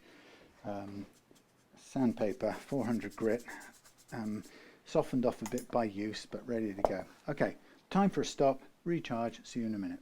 Okay, I thought of continuing, but I'm going to be constrained by keeping this plugged in, so it's not going to be the greatest camera view in the world. Let's see if I can improve it for you. Hold on, sorry. 1 second, unplug, chase the wire. Just trying to move it out of the way so we can get a longer reach. It's a way of filming and recharging, which is what I need to be doing. So I can get to about here, which isn't perfect, but I think will just about do for purposes of carrying on. There we go. All right, we're in a position where I can do the fret leveling. So I've calibrated the thing. Am I running on both? Yeah, I'm running on both. I've calibrated the leveling bar, and now I'm getting ready to do my first bit of leveling down this neck. And this is always an interesting first step because it will tell me fairly quickly what the condition of the neck is. This is where I learn about the condition of the neck. And it'll sort of show up anything that I need to know fairly quickly.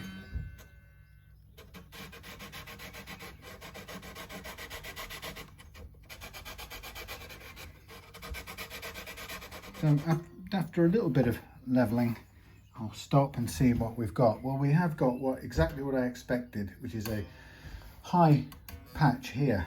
So we've got everything else is actually quite level, but there we have it, a cluster here. And I'm going to see if I can show you it. The dust. Let's zoom out. Can you see the dust? The dust. It's hard to get it to show up really. If you can probably see that the dust is built up here to here, and these frets are relatively high. So, and all the rest of them appear to be cutting almost precisely in the same amount. So that's interesting because it explains why those notes down here are buzzing. So that's the first thing. So what I love about this method is that it's confirmatory. It reveals quickly what we suspected. So it shows up. confirms what we thought was going on. So first thing I'm going to do is just put that string back on there and play it through.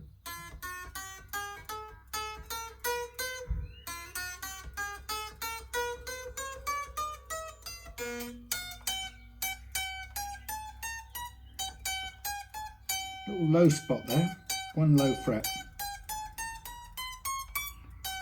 So we call it 12, 13, 14, 15. Should know just looking at the dots. 15 is just squelching out on 16 a little bit. Ooh. And that's because of a single high fret.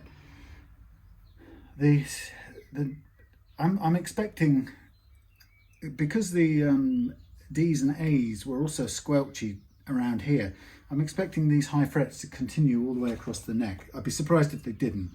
It would make sense if they do. And then we said 15 is low. Now, if 15 is low, it means I'm going to put a little bit of extra effort at this end. So I'm sort of pressing down a little tiny bit at this end.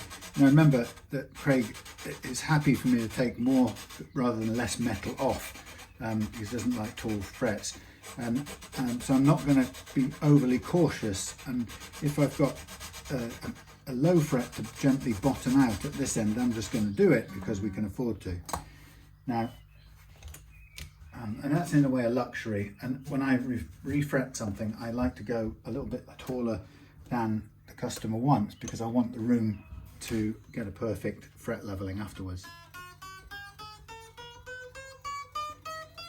12, 13, 14.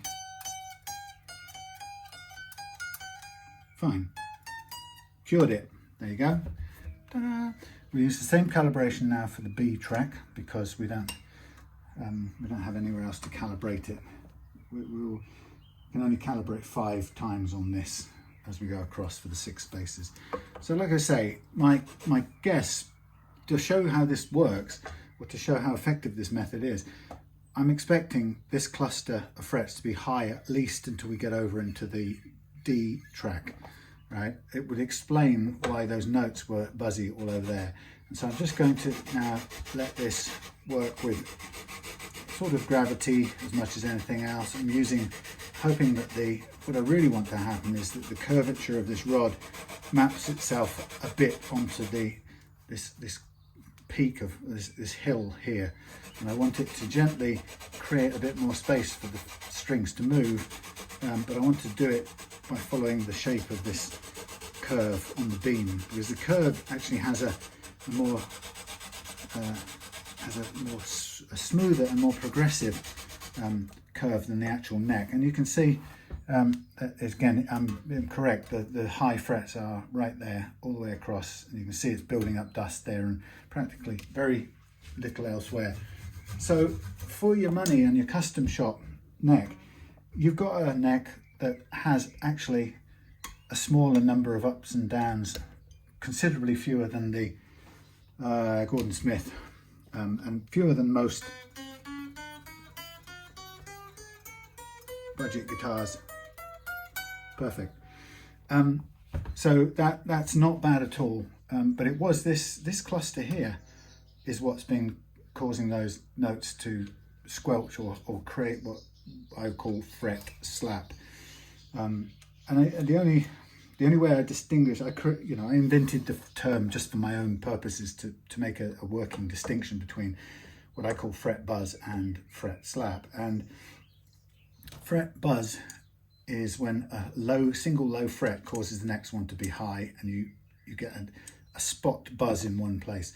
Fret slap is the kind of noise that Craig was reporting on this, and that I found when I played it yesterday and today, is a lot of zzz, zzz, zzz going on all the notes up here, and that's caused by this hillock in the way.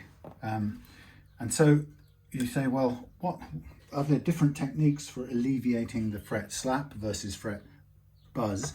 And I would say with fret buzz, where it's a single fret, your aim is usually to either lower one fret, in which case if it's there, you can kind of focus on that area. I mean, it's still leveling everything a bit at the same time, but you're sort of focusing on that one. When it comes to, or if it's a low one, you're focusing on the ones either side of the low one, and you're gently trying to even them out.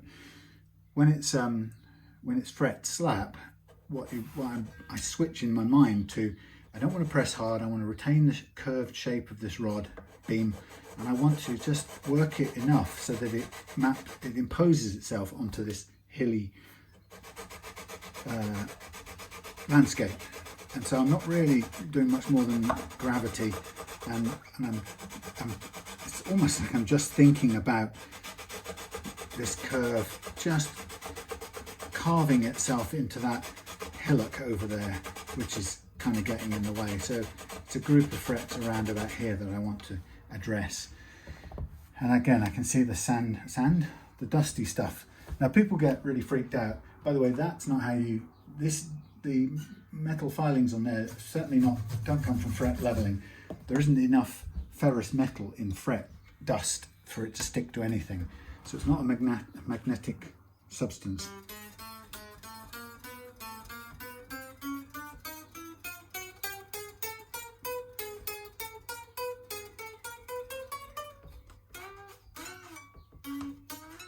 I hate that.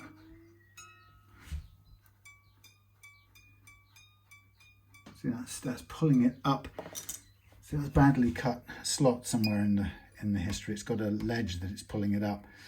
Don't like it.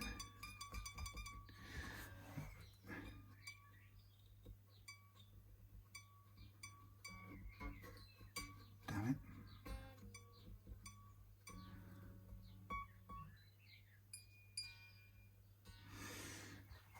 I'll address that afterwards, but that's not good that's the original slots that aren't good, but right, where am I? Right, I'm going to do a bit more on this one. So the G track, interestingly, is often the one that if it's uneven, is where you get difficulties in the bends from the high E. So they choke out if you've got slightly uneven frets,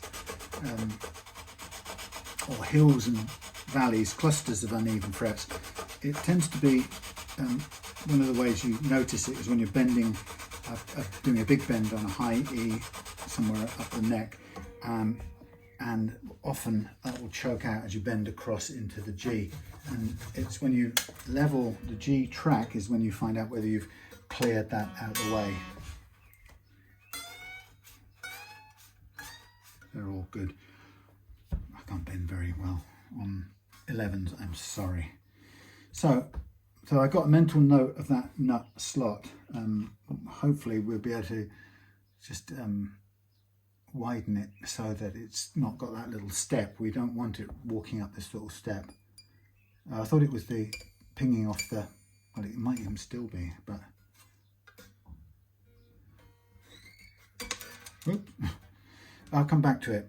It could be this, when you do big bends, it pulls off, it creaks off the string tree, which is why I don't like metal string trees. So but to keep it original, I'm not going to change it on this go. Right, we're still holding the same, what's the word, calibration. We're onto the A track now. Just might need to slack this off just to drop it out of the way. The A track, the reason, I'm going to get a bird coming through one of these holes in a minute, aren't I? The reason why you get fret slap more on the lower string is obviously they've still got the hills and valleys of the neck, but it's obviously going to count more because the lower strings move more as you put, for the same amount of pluck, they're going to spin further, and therefore they're likely to hit the tops of the hills quicker. So tends to be that most of the time is that you do more leveling as you get over into the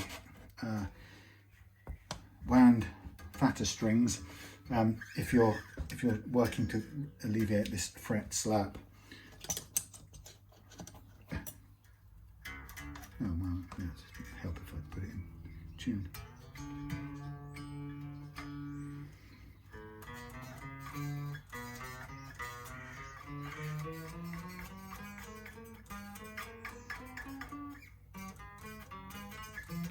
Still a tiny bit of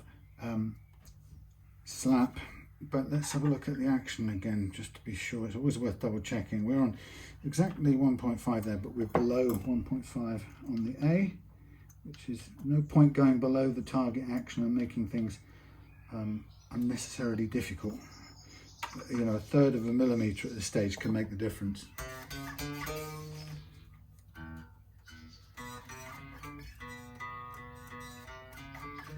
Remember, we've also got practically no relief at all, which I'd want to add some in, but I'm going to have to sort of trust my process here a little bit. I'm going to level a little bit more, but I'm going to also remember that I'm going to need to put a bit more relief into this. And the reason I'm going to have to do it is because, don't forget, we're going to go down in a gauge of strings. So that means they're not going to be pulling as much poundage on the neck. So that means if I didn't adjust the truss rod, we're probably going to end up with a dead flat neck once we put 10s on, and that is not going to help these strings to spin. So I think the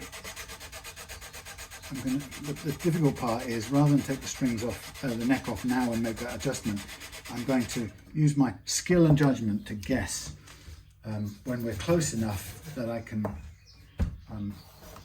wait and do the neck relief change. So I think I'll have to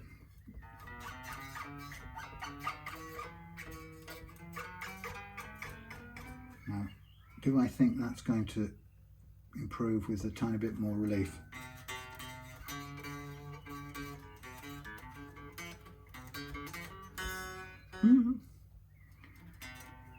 I'm going to do a little tiny bit more, and I will again sort of focus on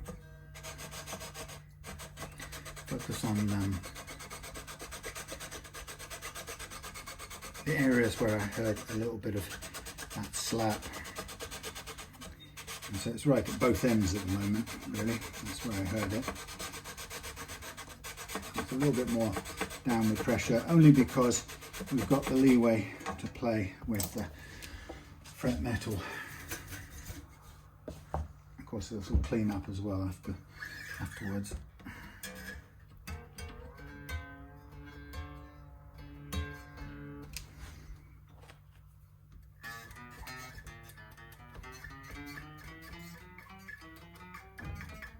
I'm going to stop with the leveling there for a minute, and we'll just do the low E track, and then I think what I'll do is I'll then make an adjustment, but we'll end up probably needing to put more rather than less relief in, because it's still going to flatten out once we change the gauge. So that's the unknown bit, I'm afraid, for now. It's just the nature of the beast. So I'm just going to now gently do this bit. Yeah, what's happened in the past is that nut, the person who did it, I guess the tech that Craig asked to, he said he found that the notes were going sharp at that end, so I guess he's asked the tech to reduce the first fret action, and it looks like the tech's done it, but they've done it too deep. In other words, to get there they've had to go deep, but what you really want to do is, instead of cutting a slot, I'm going to show you on the thing because this is quite important if you get to have to do this. So you start with a tall nut, a nut that's too tall. So it's here like that, right? You start with the nut, and then really, let's say you're, in truth, let's say you're, I don't know what I'm thinking. Let's imagine the top of your fret is here relative, okay? Obviously, what you've got to do is you want to cut your slot down so that the string ends up there. Now that's a deep cut, and that is you can do it. Obviously, you can cut down with files, and you end up with that. which is workable. And because the what really matters overall is, well, actually, let's call that your first. That's your first fret, and that's the target height between the string and the first fret, right? And that's perfectly workable. You've got to, the main thing is you've got to the right height, and you'll do the same over there. But it's telling me straight away that you've got too much material above the slot, as we did. And what happens is when you do it with too much material above the thing, what happens is when you cut it down, very often, because it's so deep, this happens. So on the next one, it goes like this, right? And that is really crap, because it should have been there. In fact, you've kind of pushed it off a bit, to one side. I mean, it's not always that much to notice, but first of all, you do move it slightly, but you also, you end up making a slot that isn't perpendicular to the plane of the fret. And that actually then becomes very difficult if somebody's going to come in and try and work on top of it. What you really should probably do at that point is just go straight away, go like that, get rid of all this junk, take it down as low as it can be, and then make the final adjustments that way. So if you estimate that you're going to need to cut quite a deep slot, don't be panicked by that, because if it needs a deep slot, it absolutely needs one. What you need most of all is that the fret is, the primary factor is the fret has to be at the right height above, the string needs to be at the correct height above the first fret. And if it requires you to cut it lower than you could even imagine, you have to do it.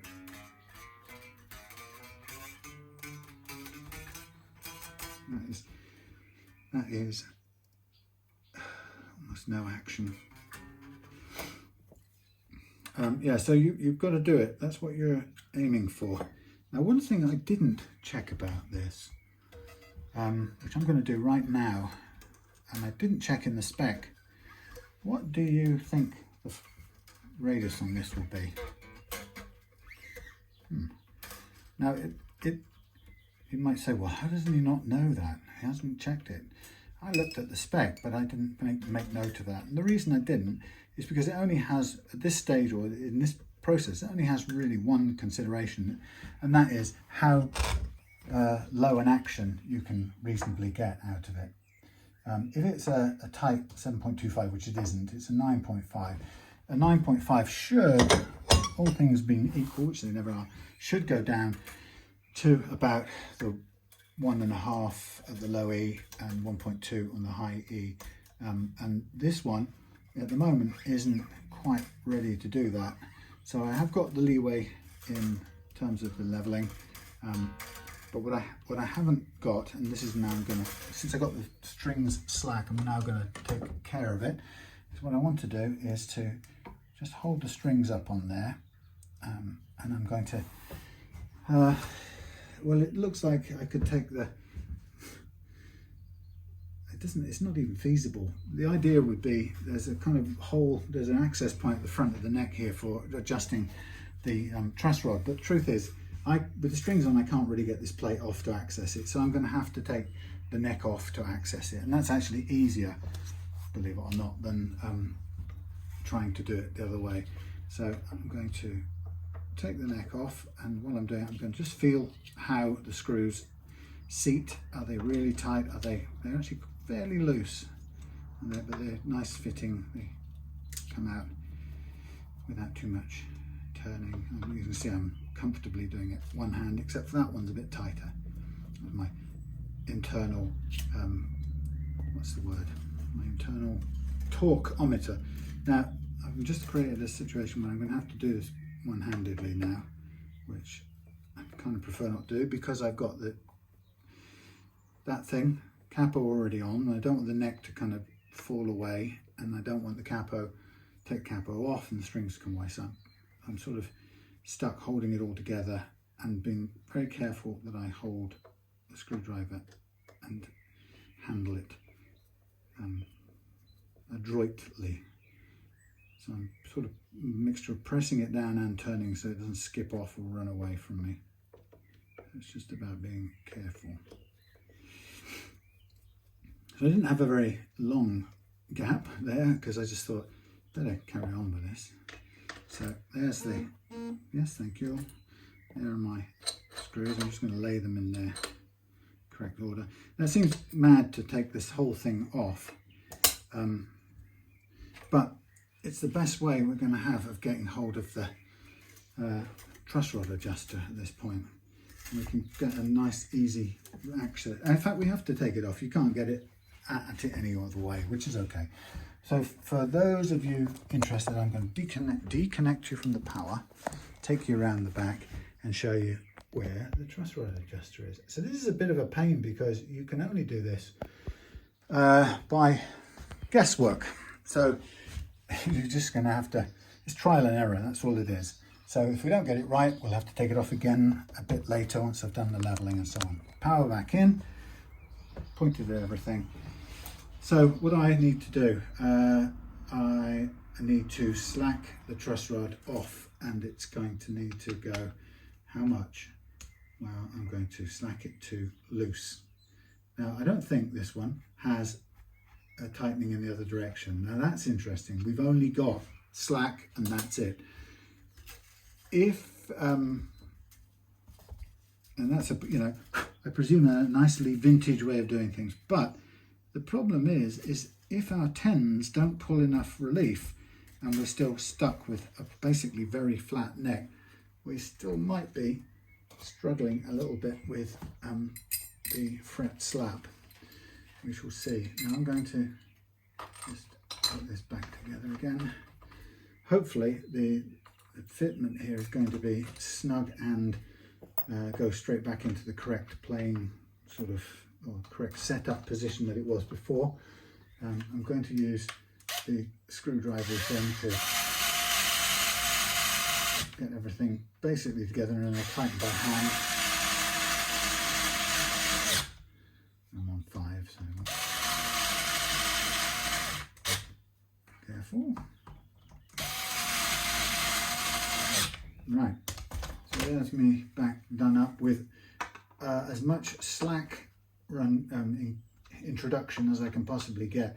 The other thing I noticed about the plate, somebody has had this off before to adjust the neck because the screw heads are sharp. They've been scuffed a bit in the process. Okay, so I've done as much adjustment as this neck's going to allow me. That's kind of, we're in a unknown territory here. If you don't have a two-way truss rod that goes positively in the opposite direction to force, if you like, curvature, relief curve, then you are left to the mercies of the natural kind of resistance of the neck wood and the degree to which it allows itself to be bent by the string loading. Now I've tried, hope I've put curvature, or I've slacked it off enough to allow these 11s and subsequently 10s to pull a little bit more curvature than it had into it, but I have to say I'm not massively confident.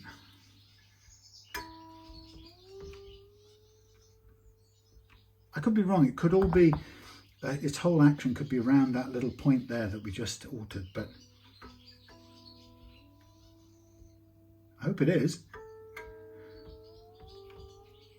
This is one thing I don't want to be right, and it looks like it is, so I'm kind of hoping. I don't mind taking it on and off and adjusting a few times as long as we've got available that adjustment.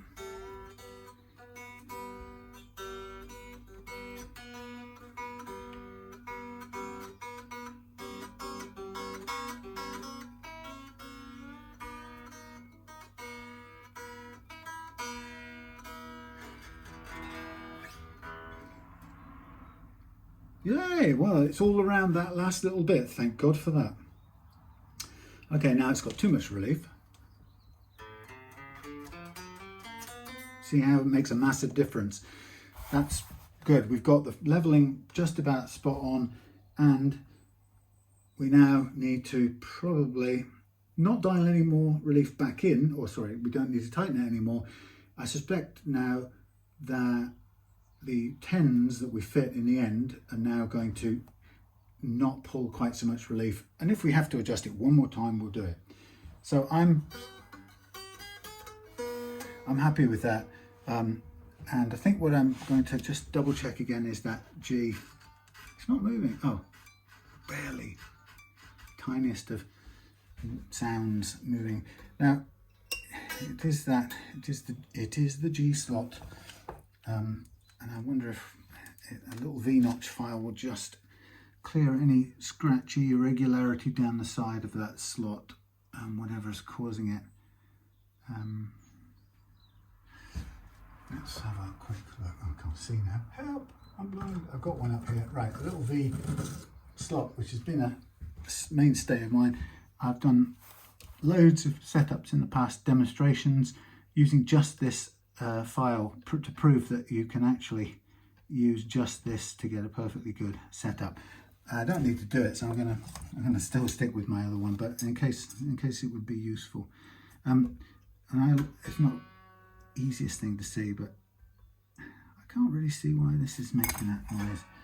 It could maybe, no, it's not the string tree because that one doesn't go to it. Okay, it's been cut too wide to begin with. Now, as you know, I haven't cut the front edge of it, so it is a fraction too wide. It's moving across the front. Now I can smooth that out, but I run the risk of lowering it, which is not really it's what I've avoided doing the whole time. So this is resultant of somebody overcutting. God, those birds, can you hear them? This is somebody who's overcut this nut. Now I'm hoping I can just, I think I've done it. I think that may just have cleared out the little knobble that was getting in the way. No, something's moving, but I'm not sure it's even, because I'm moving all the strings at the same time, so it may not even be the G that's doing it. So from that perspective, does that feel like it's tight in there? No, maybe not. Let's get that out of the way, move those off to the side. So lots of little things to sort of try and work out. Okay, that's still in the slot. Yeah, so the person who cut this has, I think, cut it too wide. And so as a result, we're getting this ping as it comes back. And it's because there's too much. And I really loathe, it looks like they've cut it too wide, and then there's a little slot in the middle which the string is catching on, or a little cut in the middle. My problem is if I go any lower with this, we risk bottoming out or going too low, and that's just that will be the time we end up having to refit a new nut, which isn't the end of the world, because we could get a tusk one in there. But the point is, we don't really want to be doing that, and I know that Craig wants to keep this in its original format as much as possible. So what I'm now doing is I'm just trying to ease off whatever that little obstruction is. So let's first of all, that's not bad, thank God for that. Right, let's call it done. Whew. Yeah, ideally you don't really want that sort of problem, but that's what happens when somebody else has cut the slots and they've cut them too low in the nut. They cut them to the right height, but they cut them in too big a mass of stuff, which really doesn't help. Okay, good. We can now get ready to move on. I can pull the leveling beam out of the way. We can put our leveling bits and bobs out the way. It's just traditional. I've always kept them in there. Make sure I know where they are. They're the stock in trade or something of my stocking trade. Okay, all is good. Right. Now, what I will do in a minute is I will where's my sanding block again? Can I use it under here? No? Okay, my sanding block. When those are sitting above, these are just about right. Okay, so I'm going to get a little block of wood, and I'm going to, maybe I'll use one of these. A block of wood first, followed by one of these. And the aim will be to and I'll just put a bit of extra sanding onto these, or smoothing out onto here. Now I don't mind, because I'm thinning these strings any minute now. I feel entirely happy going straight over the strings if necessary, but it'll prevent me polishing it very well. So let's get all this undone, and then we'll get ready for the fun process of recrowning, followed by polishing and sanding out. There we go, ta-ta. Now, the bit that comes soon, or in a little while, is, thank you, is what you do to set up your tremolo. And I'm going to use a method that I learned from an Italian luthier musician called Galeazzo Frudua. I've never known how to pronounce that, but it's an Italian name. So Galeazzo Frudua. And he came up with a really great way that sticks with you, of setting up a tremolo to float to a dependable and repeatable amount of, not downwards, that's as much as you like, but a predictable and limited but known range of pitch up when you bend back. Because that's always the thing you have to set. Because the tremolo starts off flat on the deck, if you want it to bend backwards, it doesn't have a recess to go into like a Floyd Rose. So you don't have a recess, so what you do is you tilt the tremolo up at the back to give you the downwards pitch back, and that's the full tremolo range of movement, or sort of, yeah, fully floating. And the only question really in that is, how do you set the range so it's dependable and it's enough? And then the next part of it is, how do you do it in such a way that your action that you've just set stays the same? And so that's actually quite tricky. And Frudua, in his description of his method, funnily enough, doesn't show us how to do that. And as a result, what you come on, you can do it. Off you come. What you get is, in his method, you run the risk of the action increasing considerably when you set the tremolo float, because as the tremolo floats and it tilts forward, the strings rise up, and we don't want that. So I figured out an additional step to this, which I'll show you when I get round to it. But it basically means that once I've set the playing action, which I've pretty much done now, just before I go to set the tremolo into fully floating mode, I'm going to drop the action at the bridge end by 0.5 millimeter. Now that means it's going to drop down until it's actually practically unplayable, but that's okay, it's only for a temporary thing. Then I'm going to set the tremolo in the floating mode, and you'll see that by the time I've set the tremolo floating, that bit I lowered it is picked back up by the height rise when it floats, and it will be back to the action we just had just now that you saw me setting.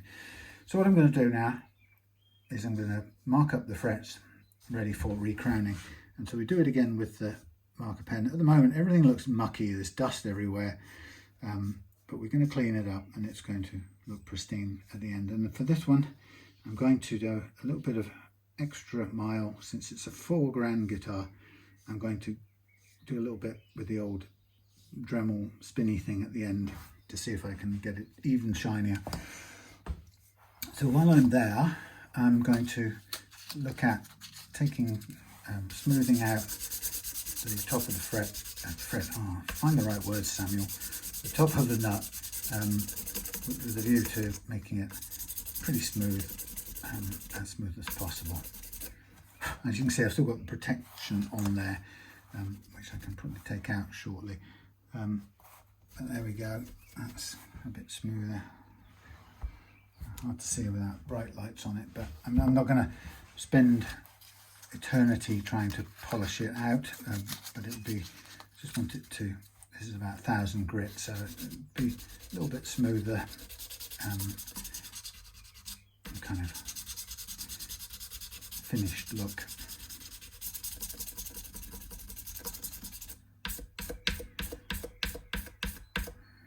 I think that'll do. there. So I think I'll take off the paper now, and with it will come the Gorilla Tape, which thankfully comes off with no ill something effect. Dusty. Is that a bit of glue there? No, somebody's got a small scrape there from before, and there's one there, but that's just a watermark. So I'm just noticing little tiny things. And again, that's another thing, by the way, of when you have somebody's guitar lean to another tech, you sort of inherit whatever little tiny dings and things. And sometimes I've had it in the past that I've alerted people to these things, and it's kind of depressing because they didn't know it was there, and part of them, in the worst case, very rarely, but in the worst case, somebody can think it was you that put the mark on it, and it's not a pleasant thing. I don't like that feeling. So I always, like the car story, I always do my very best to point out everything I can spot straight away. So what I'm doing now is I'm recrowning the frets, and all that means practically is taking a flattened fret and basically filing off the sharp edges of the flat spot, and we're just doing it to turn the fret back into an arch shape as seen from the side, and that will improve the position of the string on top of the fret.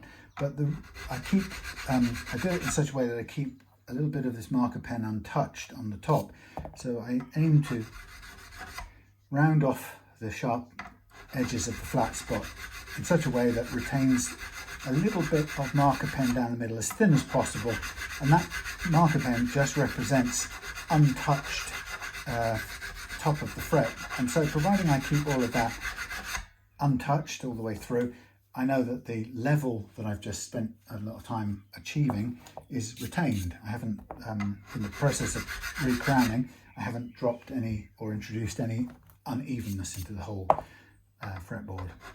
So because we did a fair bit of leveling,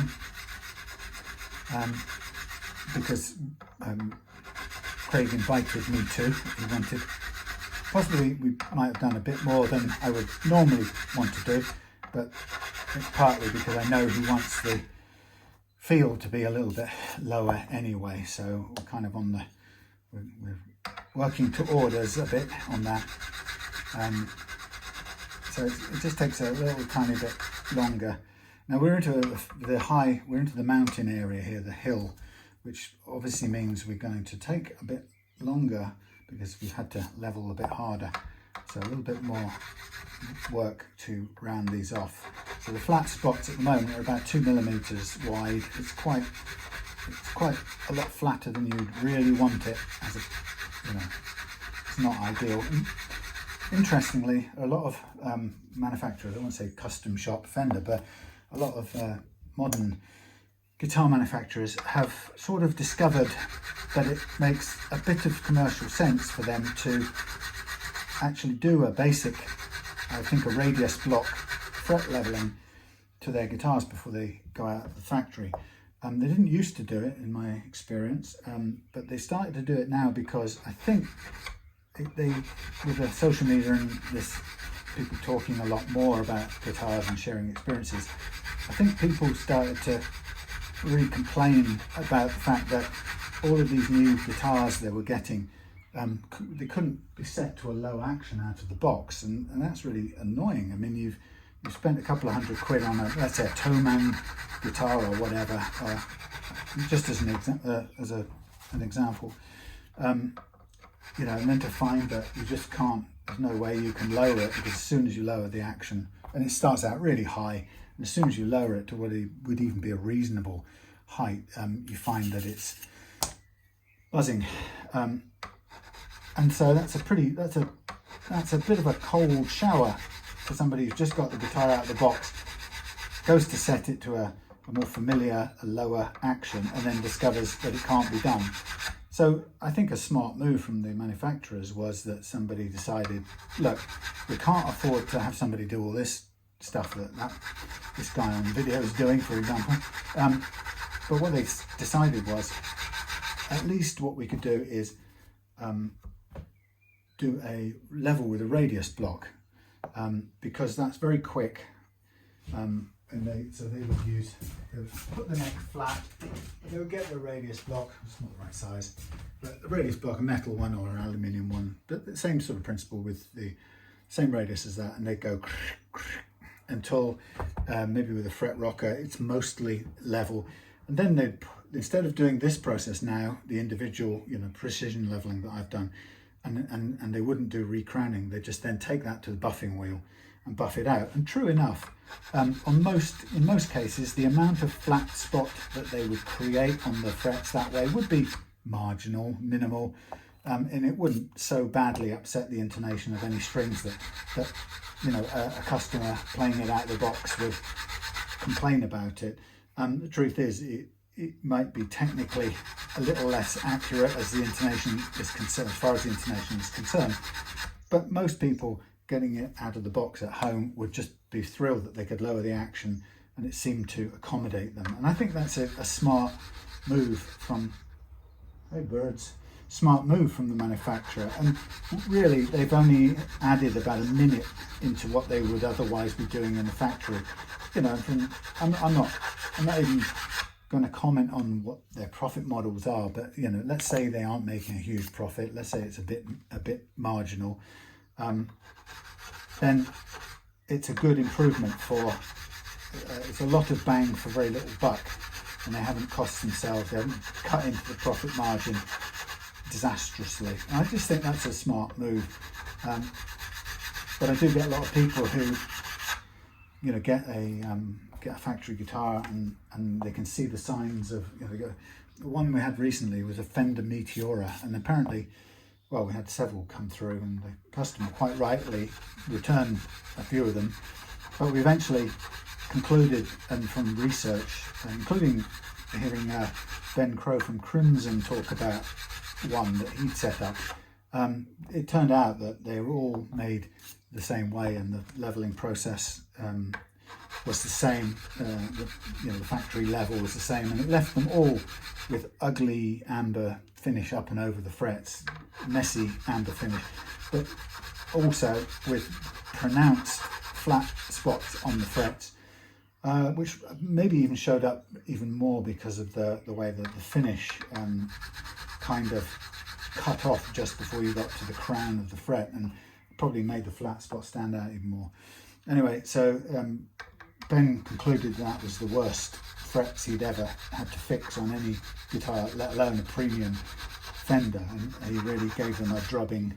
And I have to agree with him. It was a very poor thing. So some manufacturers do it in such a way that they've leveled. You could say, well, that's great, but they do it in a way that looks so shoddy that it just creates a bad taste. People, the good that it does is obscured by the the muckiness or the cheapness it reveals.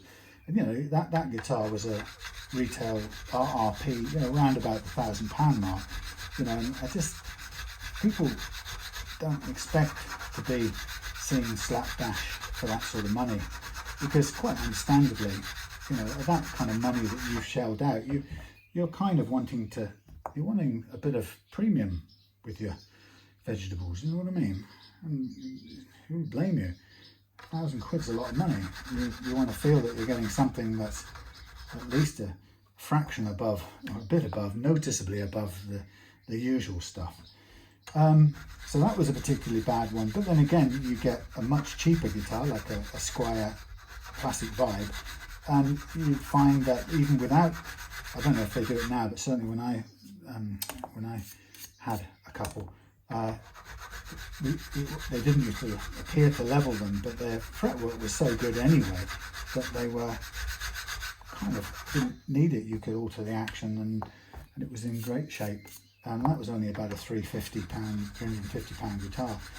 So getting it so wrong on a £1,000 premium guitar is just it's a basic error, and it just seems it will cost you more lost goodwill and reputation than it was worth, you know, the profit you retained. So it's just not a good, and it's not that simple to predict it and make that. There's a lot of hindsight involved, but of course. But so, you know, here we are approaching not the end, but you know, most of the hard work is coming to a close. Everything has gone to our favour. We've levelled the frets. We've put a bit more relief in, which we think is going to reduce right now when we go to the 10s rather than the 11 grade. We've fixed the scratches, the gouges on the fingerboard from the previous person, and gone most of the way to getting the nut slots right and correcting some of the problems that came from previous tech, kind of doing what he was asked, she or he was asked, but creating some problems along the way. And you know, I said in a post early on, you know, I tried hard to be, not to grandstand and score points, you know, and feel smug if I wouldn't do it that way and they've messed up, and because we all at some point do things in ways that mess up. And you know, the good thing is that, you know, if you're conscientious, you have the opportunity to put it right and learn a ton more from getting it wrong and putting it right. But you know, there's too many. It's too easy to get all smug about it and, you know, feel good at the tech before you got it wrong. You know, I can often see what they've tried to do, and you know, it may be that I'm lucky to have a bit more experience than them, or you know, I've got the guitar at a stage in which there's a few things being done which I can then pull the story together and figure out what's happened. You know, and maybe I'm lucky to have that extra information and they didn't have it. But it's too easy to get smug and score points, I think. So I'm not really even knocking Fender. I'm just saying that, you know, this thing, for some reason, the PLEK treatment, and this is a mystery that I'd like to know more about. The PLEK treatment wasn't satisfactory to Craig. You know, and I'd really love to have time to kind of chat with him about that and find out exactly what that meant for him. Because the more I understand about that, the better I'll understand the limits to that process. Anyway, so it wasn't satisfactory. So that was a sort of big shot machine, that the process that some people swear by and think is the bee's knees, and yet, you know, here's somebody saying it just didn't do it for them. So that 170 quid, you know, charge on the value of the thingy, PLEK, that didn't create a guitar on top of the £4,000 price. That didn't create the playability that he wanted. And then he took it to a tech, and that also didn't result in the playability he wanted. And now he's come to me, and I'm very I'm flattered by that, because you know, I don't mind being the kind of port of last resort, but there is a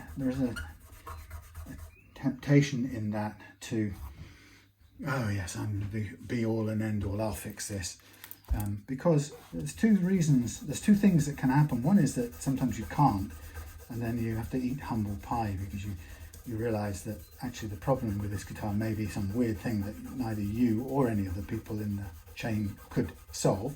So that's a bit, you know, the more arrogant I am about it, the harder I'll fall.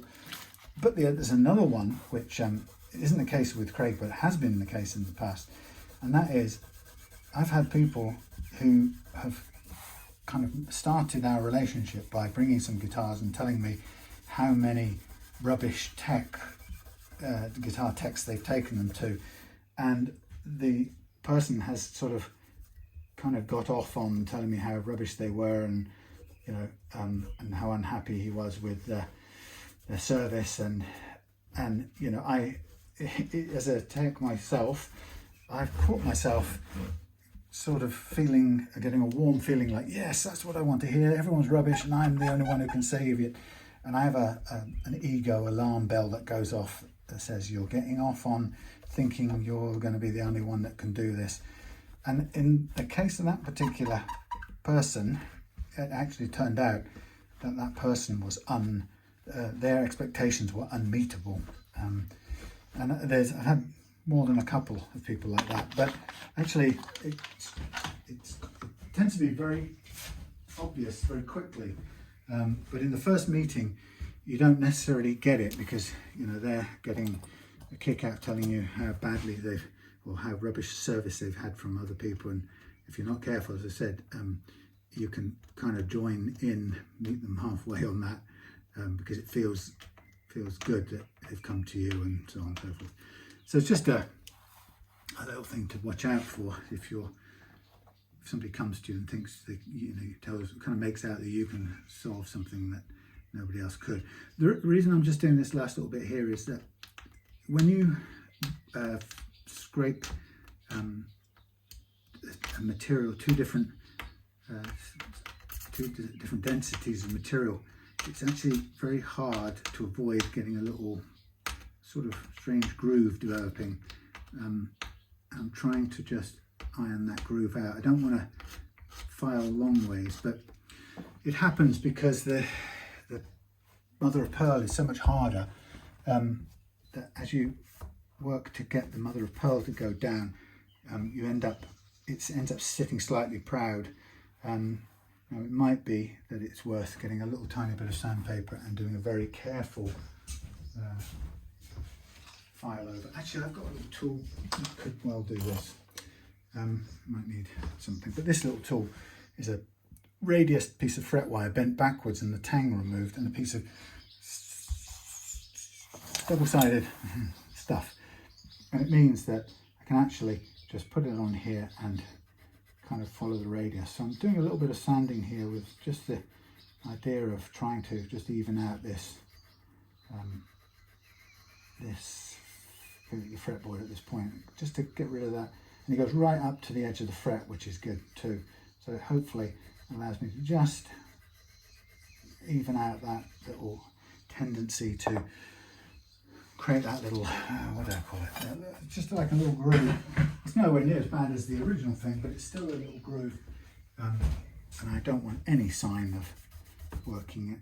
Well, that's improved it a little bit. I'll do a tiny bit more because I'm a perfectionist. I can do a little cleanup. All right, so anyway, yeah, so that's the thing about a thing like this. And then, of course, you know, it's a long process. You see, there's nothing quick about getting this sorted. There's a lot of figuring it out that goes on, and you know, as you've heard and if you weren't watching, I'd still be talking to myself anyway, so that the waffle goes on anytime, night or day. You know, it's how I kind of talk my way through something and make sure I'm on the right path. Actually, that's pretty good. I'm happy with that.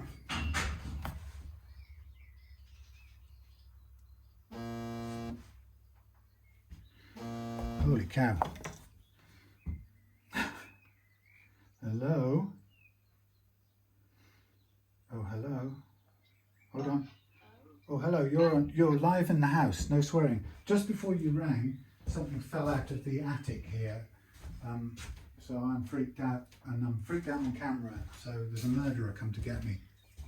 Probably the birds. Well, it is the birds, but they must have knocked something over.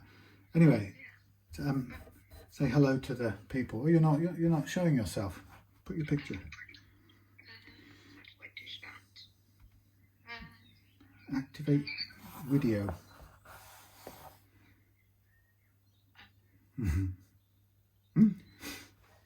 Oh, you're looking at your finest. There you go. Hello, everyone. Hello, everyone. Oh, fat face. Look, the royal fat face. Smelly, leaky.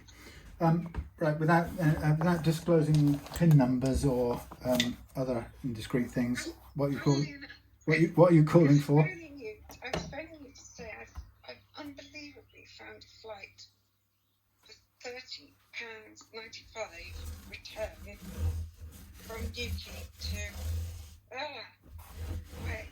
from Newquay to Erdenberg. return.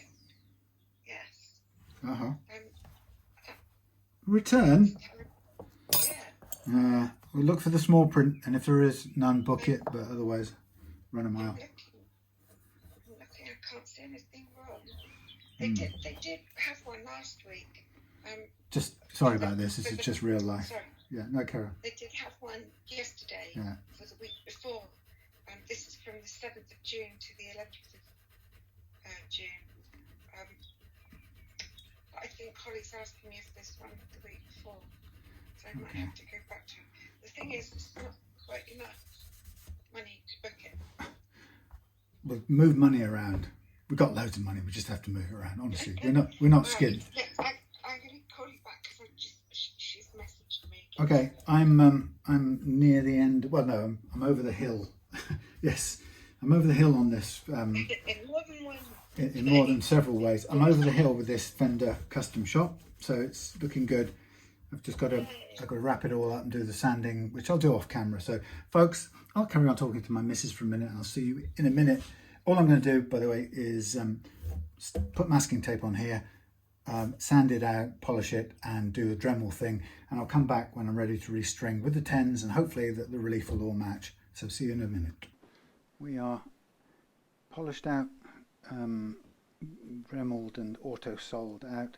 I'm just rubbing off the excess oil on the fingerboard because now it's time to fit the strings. It's time to play the music on the setup show tonight. So just wiping off the excess oil. Next will be loading up strings, and then we'll get into the setup part, the final setup. But it's straightforward really, because we've got to put the strings on, stretch them out, and then we have to set the tremolo and then intonate. Actually, intonate with it hard-tailed, it's easier. So let me put you somewhere over here. There's nothing very interesting at the moment. Let's take a bit of a long view. Okay, so string up, string up, string up. So I hope you had a nice little break. You can see it's become night time since I last saw you. Do all this. What's my string holes gone? 40 minutes to do all this sanding, cleaning, and then adding in some, what do you call it, polishing with that stuff. It's really incredible how hard it is to polish frets out. Some people make out that it's really easy, and they may have a lower standard of quality that they accept, but you know, by the time I was doing the Dremel, the Proxon and the Autosol stuff, I'd been through 400, 600, 1,000, you name it. I'd been through a ton of grades of paper, followed by another ton of grades of micromesh, and I could still see with my bionic eyes the trace of, you know, marks on the fret top, you know, and that's with hours of sanding, you know, so it's very difficult to get rid of it, but what you end up with, it smooths it all out, and it's pretty good. But I'm still never quite at an ideal place that I'm totally happy with. Okay, so I'm going to fit strings now, and I'm going to use the electronic device to speed up a little bit. I don't need to make a big deal for Craig about this method of stringing because he already uses it. So I'm just going to line up my post holes in the center and then go through, and the way I do it is I make sure that the string ball is up and I pull back 1 fret's worth and wind on the opposite way. And then over the top of the loose one, as it comes round, go underneath the loose one. while yanking the loose one up. And then before it gets tucked away under the other one, just cut it off. That's a very neat, minimal amount of wind-ons that I've done. So this now is the interesting bit where we hope that the pull of these 10s is about right for the adjustment of the truss rod that we did. But if it isn't, we'll have to make another adjustment. But it is one of the weaknesses of this design where they put the truss rod adjuster right in at the heel of the guitar. Not really even sure why that's a better or more convenient thing from a manufacturer's point of view. I probably could figure it out if I thought about it, but it's probably the worst outcome or worst design choice from a player's point of view or setter-upper's point of view.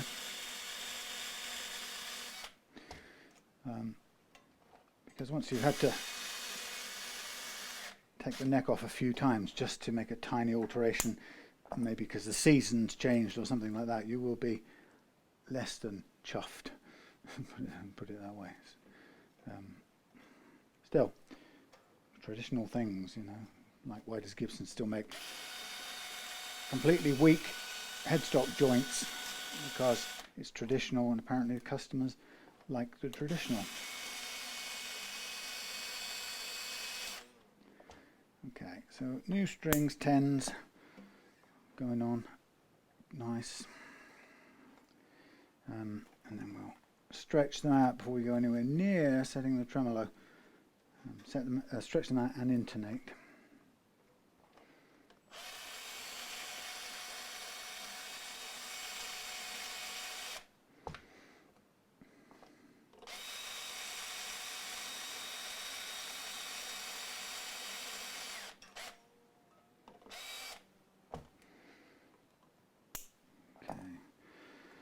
Whew. Then it'll be home time.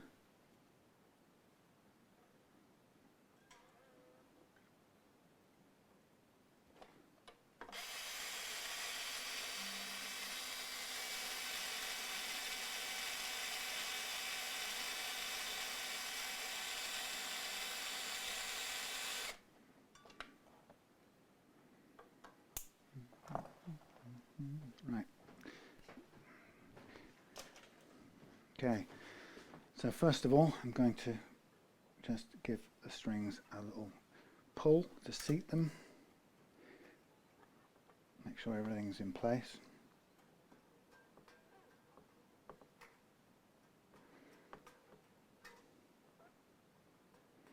And then we'll tune them up to pitch and stretch them again. And it doesn't have to be accurate, it's just relative.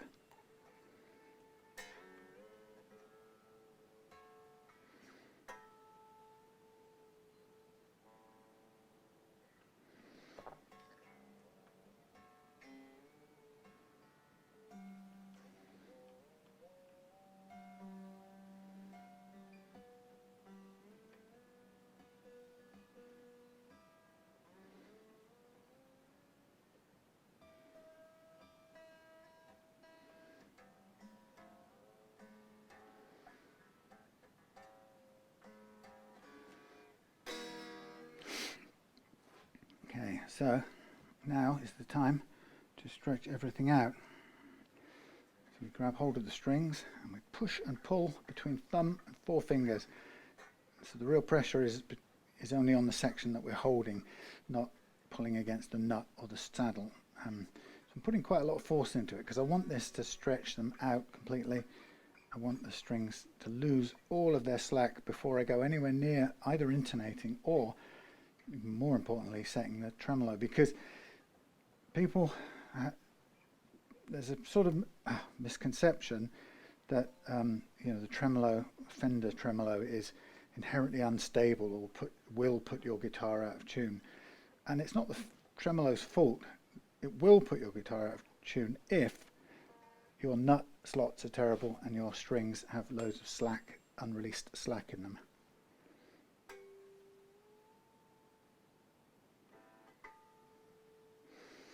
It's not the guitar. It's not the tremolo's fault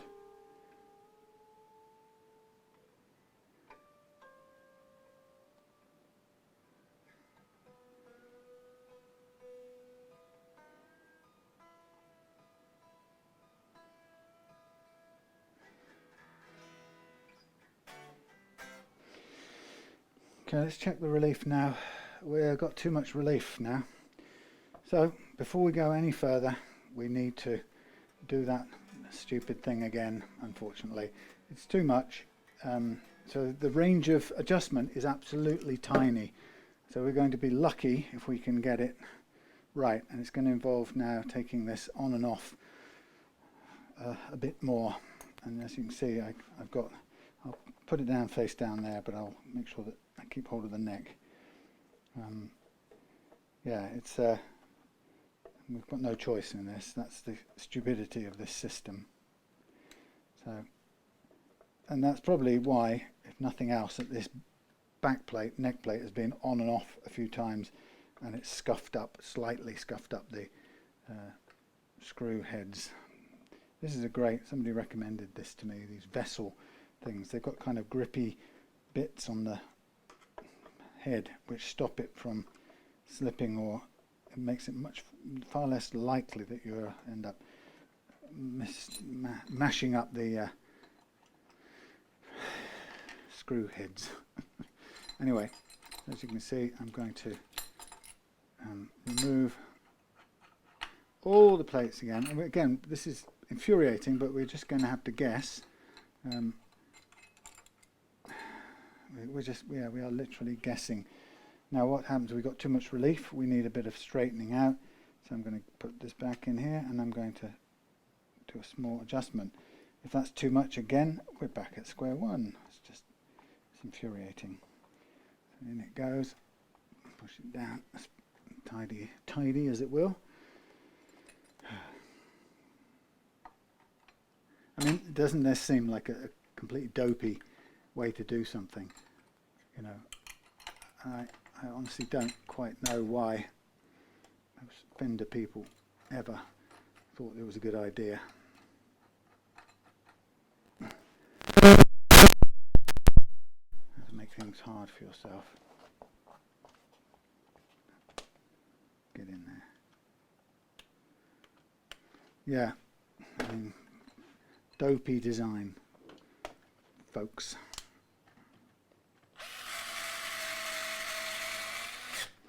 So just, you've got to be patient with this and keep trying.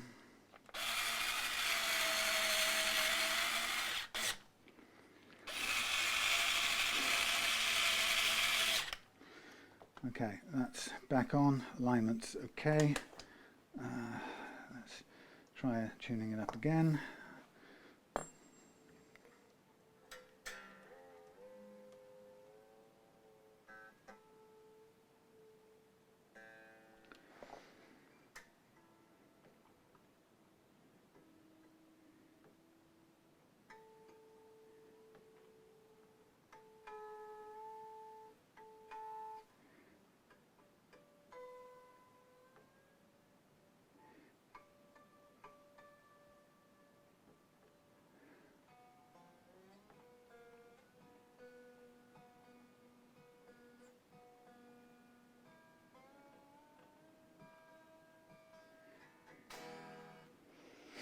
Check the relief.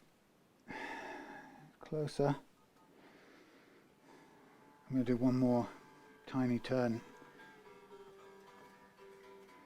It's infuriating. You don't want to be doing this with your new strings particularly. You don't want to be doing it at all.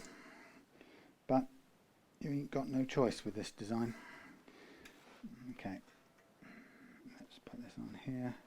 Let's hold it.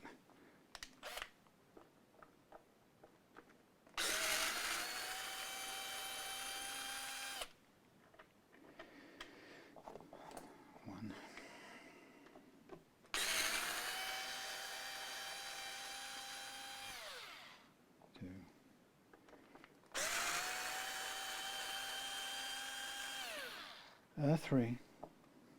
Hold the neck. 4. Keep holding the neck. Keep holding the neck. Remove the plate. Hold it together. Turn it over. Lift it up. Stick the screwdriver in and turn it a tiny bit more. And back in.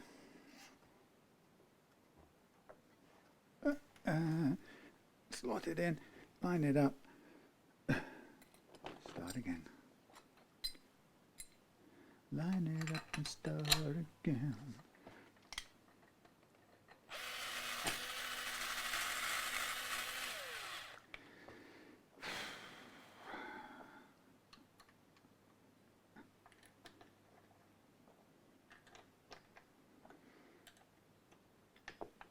Thank you.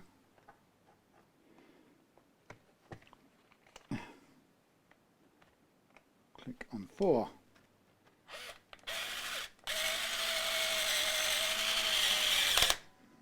4. 4.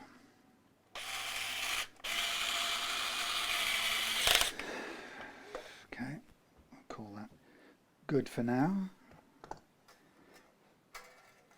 And here we go.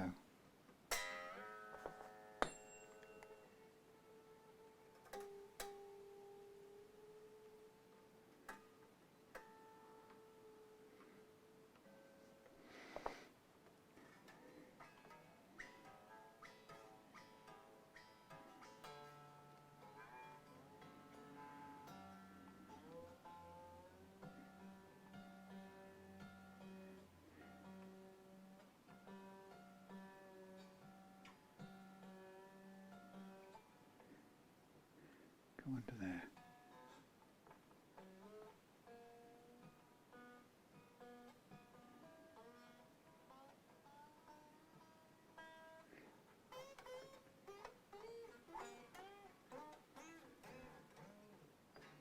I'll just tune up now and I'll stretch again.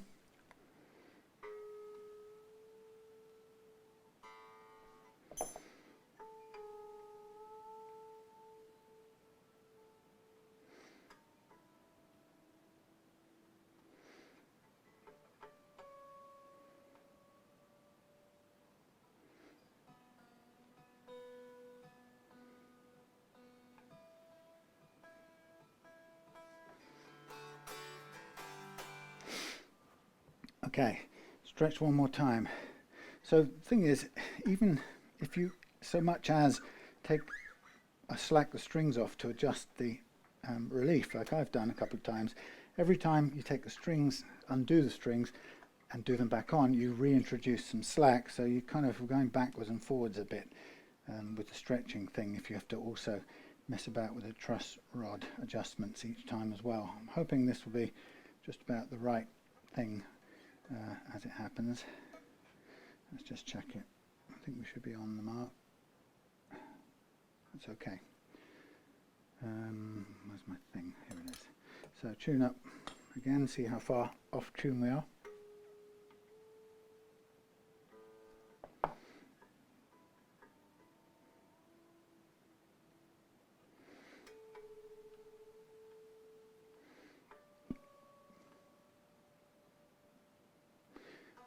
Not a lot.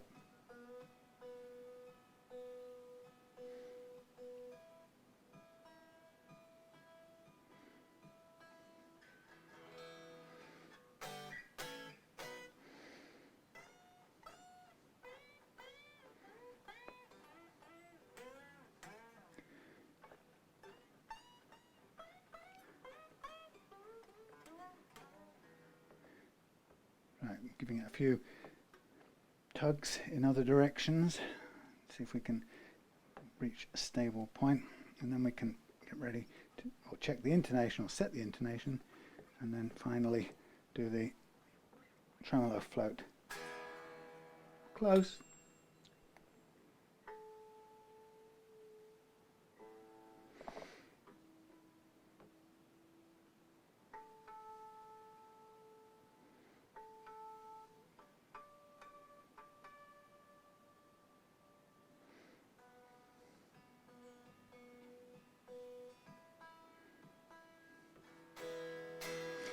So that's pretty close. Right, now what I'll do now is I'll check the last fret action again. Okay, slightly over 1.5. I'll just take that a tiny bit down.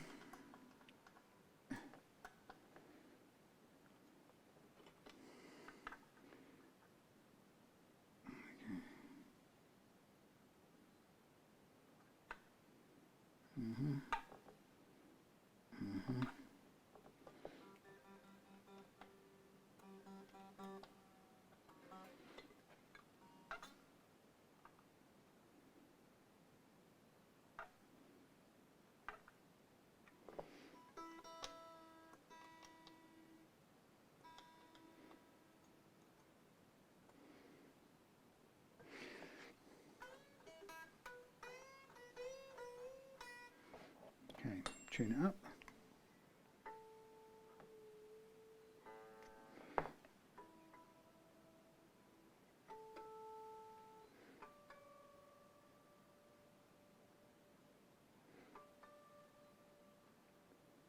Dragging. That's why I don't like nut bone.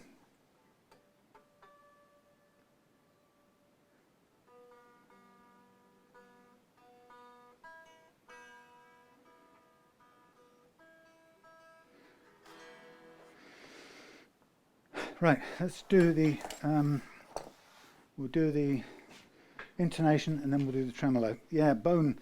See that nice. That's dragging in the slots still. I'll do a little bit of try and do a little bit of widening or smoothing with sandpaper, but this is why I don't dig it, man. Okay, let's see if we're on with the. Come on, that didn't want to work. Why wasn't that working?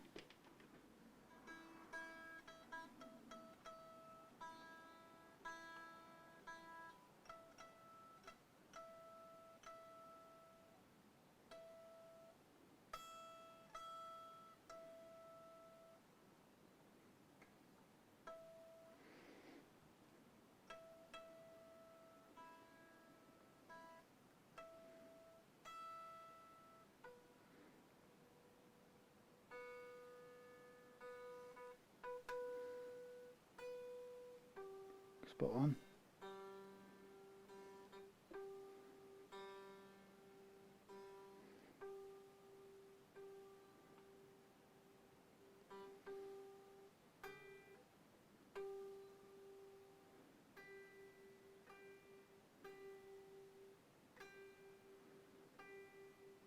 Ringing the springs.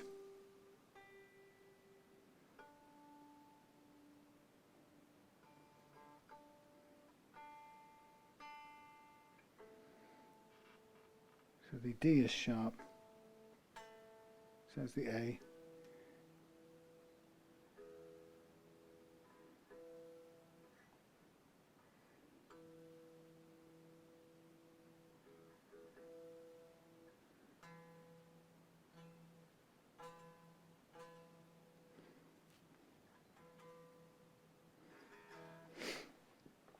D and A look sharp, which means they've got to come back a little bit. Well, I can see the D is sharp. It's too far forward of the G for a start, that's why. And then the A has to come back beyond the D. Now this will obviously hit the tuning of those. There we are. Let's go back to tune.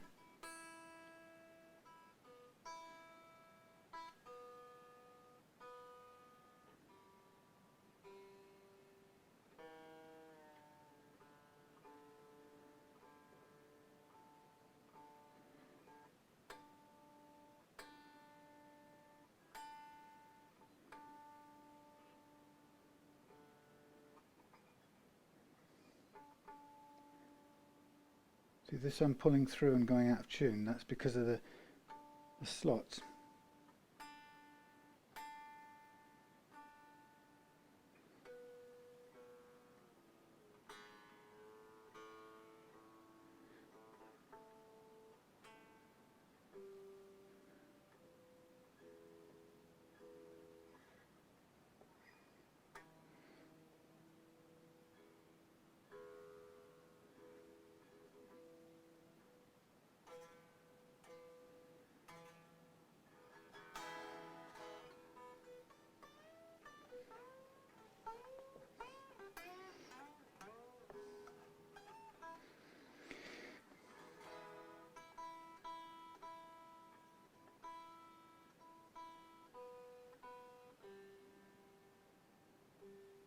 I don't like this slot.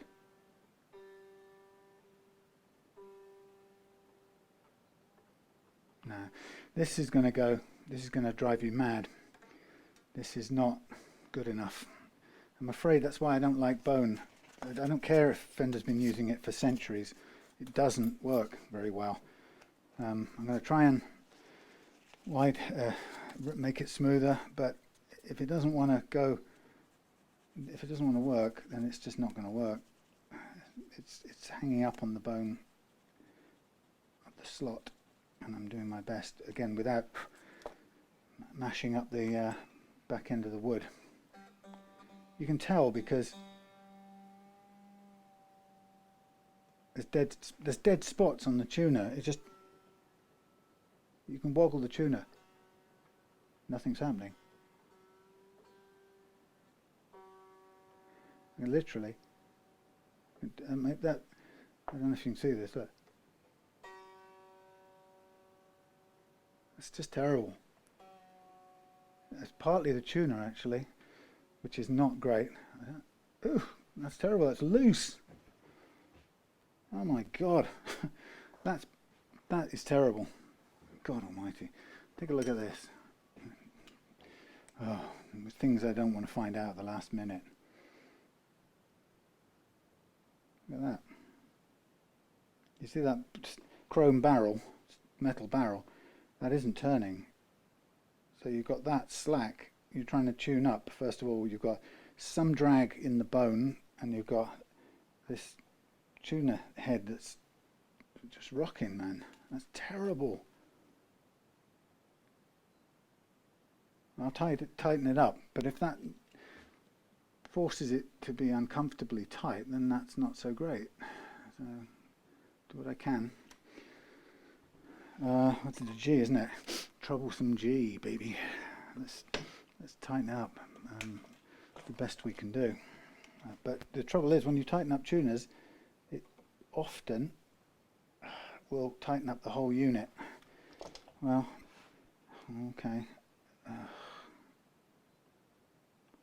Hang on, am I going? Oh, I've got this wrong. Let me just see this. Ah, I see, that whole metal bit doesn't turn. I don't like it. So the metal bit doesn't turn anyway, so that was loose. Let's see if it feels better to.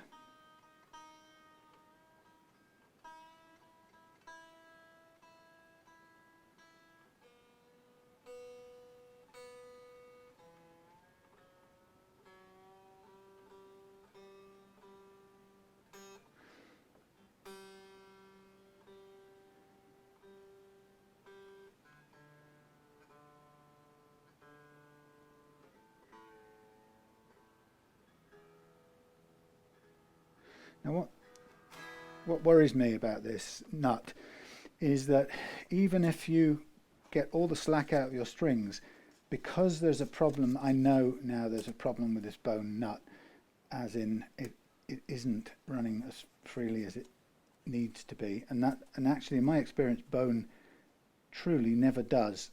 And I know that people love it and swear by it, and aficionados will curse me for even considering anything else.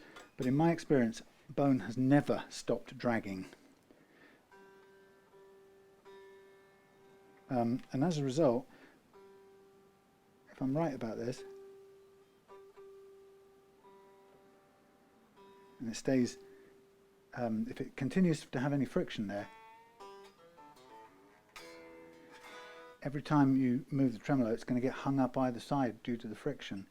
And it bothers me that I can, you know, it's the tuning doesn't feel slick and linear, is the way I've always described it. Now sometimes now the danger is that when you're pulling now, if the slack is all gone from the strings, you still can be getting it out of tune, because it can be because you've pulled all the tension through the friction slots. And that will just keep on doing that forever, because the tension will never, I don't like that G, the tension will never go away.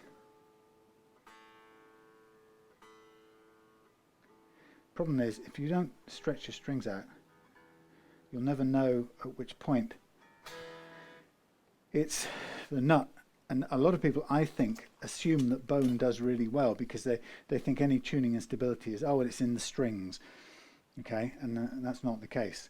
So now what we're going to do is we're going to get ready to set the tremolo, and we'll see whether it performs. If it doesn't perform well, I may insist that you replace this nut, no matter how no, I won't insist. I'll come back to you and tell you about it.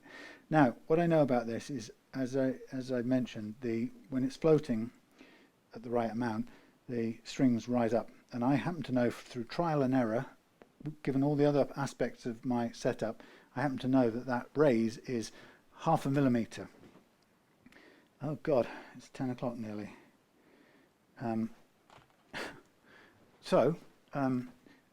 Since it rises up 0.5 millimeter, I will now take my little hex thing, and I'm going to draw a little line on it, which is what I like to do. It looks like something rude, but that's only if you're being childish. And I'm using that because I know that I now go counterclockwise 180 degrees on each grub screw. This is going to take the whole action down by 0.5 mil, and that's exactly the height it's going to rise up when I come to do a float, or when the float is complete. As I say, I had to actually do that by trial and error, but it was the missing bit. This little preparation here was the missing bit from Galeazzo Frudua's great setup method, the rest of which I will put into action now. So, okay, so we now go low. It's out of tune, obviously. We'll tune up. Doesn't matter really that much whether it's flat or on its side. It's better on its back for this particular process. So I tune it up to pitch.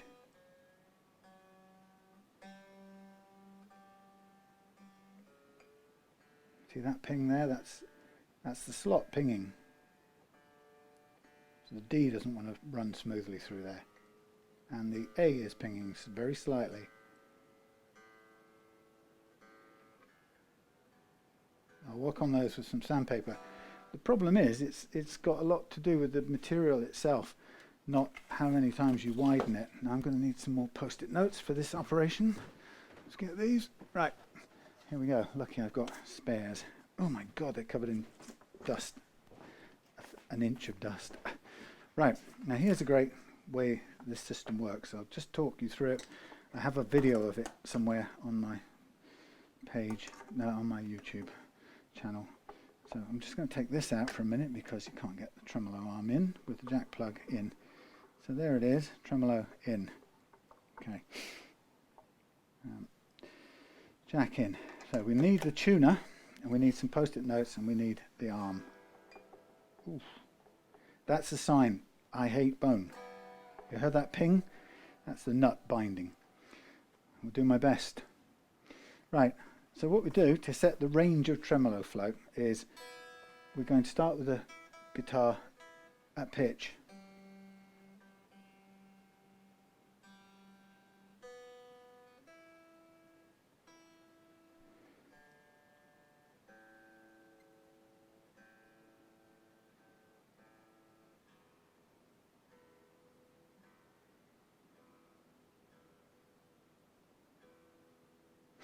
Guitar at pitch. Then, using the post-it notes, we play the G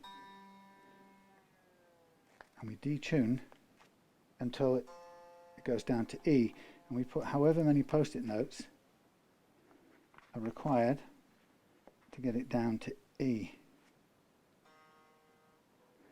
which is a bit more.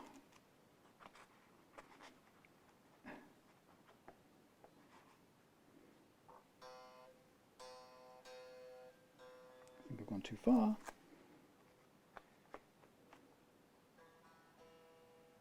Just below E, so come back a sheet. Alright, that's on E. So leaving the post-it notes under there, we tune everything back up.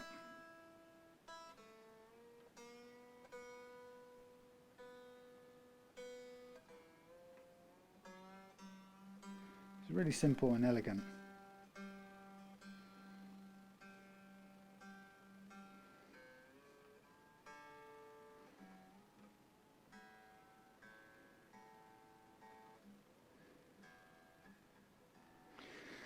So we tune everything up.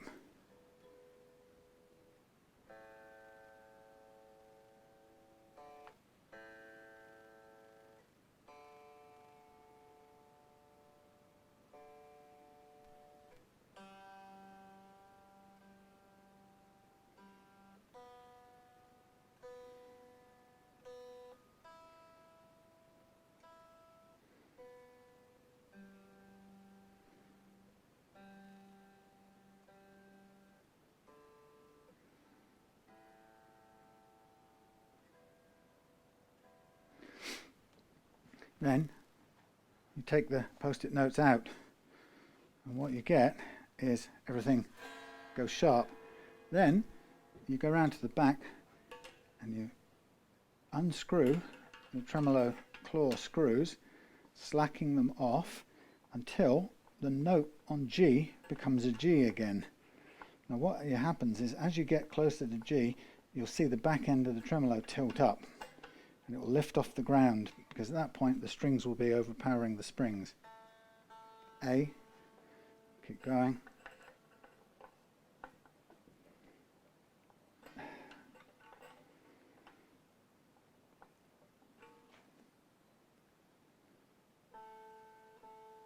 Dead on A, keep going. Got to go down to G.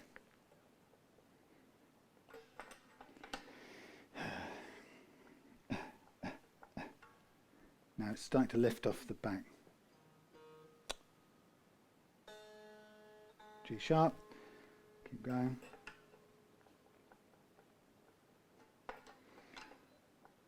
So you can see from this exercise why I don't like bone. I'm going to be fighting this, and no matter how much time I spend on this now, I am not going to be really confident that this nut will not grip your strings. And I don't think I believe anyone who says they can, because I've never had I can't think I've ever had a bone nut guitar that behaved flawlessly, you know. And this is what annoys me, because everyone blames the tremolo, and you know, oh, it's a Fender tremolo, it will never stay in tune. There you go, there's the G. Okay, so that's now back where it should be, and we've got some kick up on the back of the tremolo. And that is your range of backward movement.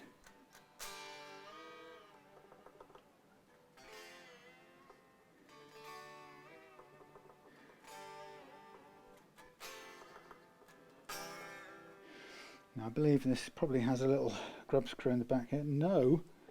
How does this type of tremolo tightens up around about there? Okay. Before that, it's got some slop in it, which I don't like.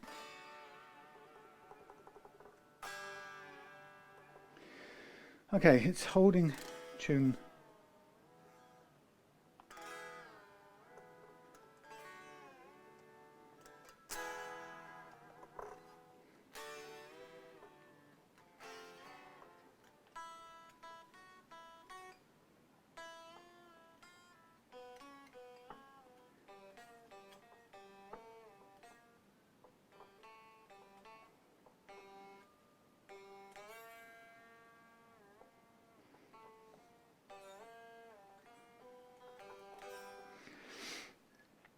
Well, not.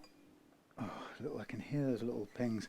I'll spend time trying to save this with the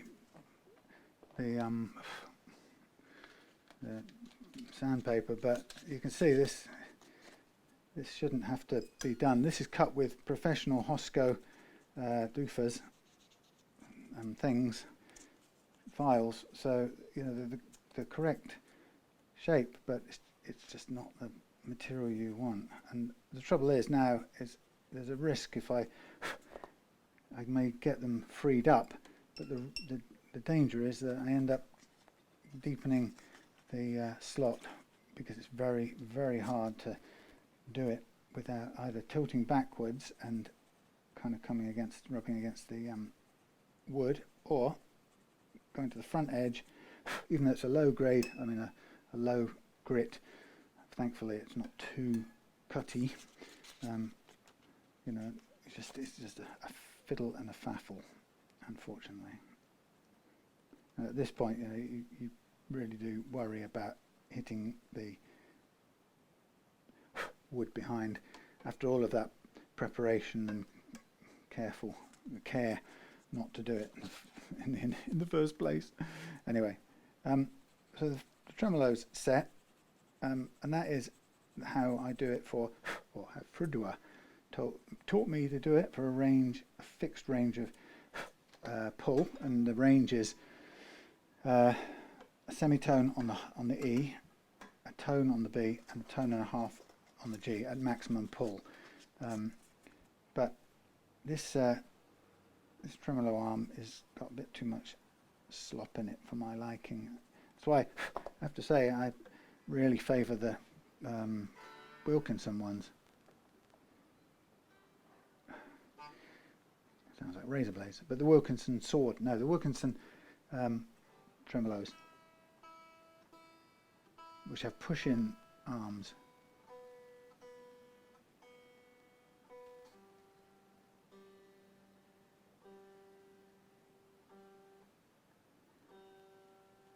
See what happens with this nut. You'll get it to there, pull it, goes down a bit.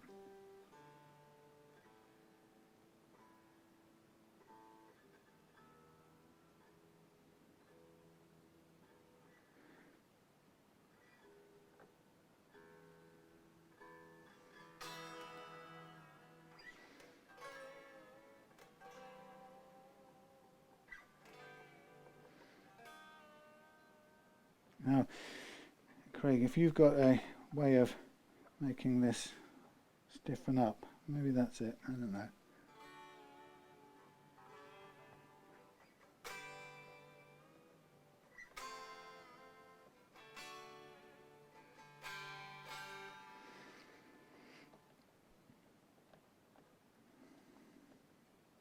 I'll do a tiny bit more, but I'm going to have to just stop at some point, because I'm not convinced that a lifetime of working those slots with sandpaper will actually overcome the basic pull of string on bone.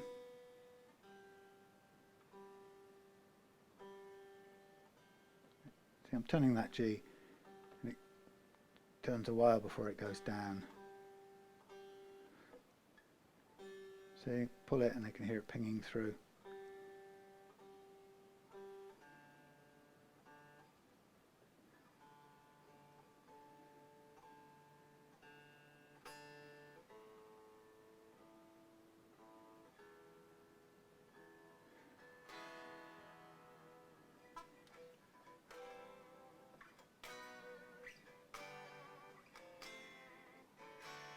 Okay, I'm good. I'm going to, does this come off now? Will it come out? Is it coming out? I'll take it home and I will work with sandpaper at home if I need to any further. Just to double check, when we get the action there, we should be at 1.2 again. There we are, spot on. So that uplift works perfectly, which is good. I'm just going to reinstall this with a smaller thing. This is curly. So that's how you balance the tremolo, which I'm going to hold these standing carefully. Oh yeah, this one I was going to just slightly modify it, because this one was a little bit too narrow.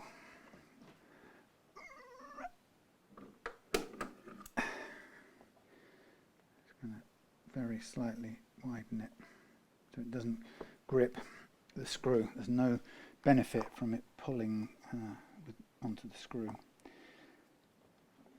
So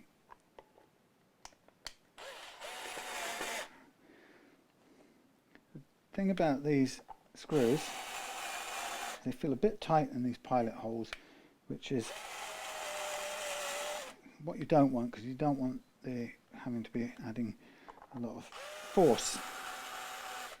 Now, from bitter experience, I am holding the screws upright, so neither the screw can fall over nor the screwdriver can go flying off sideways. I'm going to put this down to 1 on the thing, and it will click off on 1. That's actually still a bit high, so it needs to be on 2.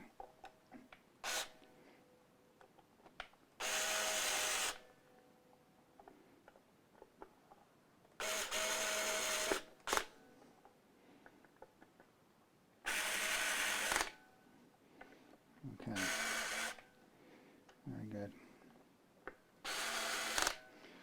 Okay, we are done. Thank you for sticking with it. £4,000 worth of guitar, quite a lot of careful leveling work to make it play as good as it can.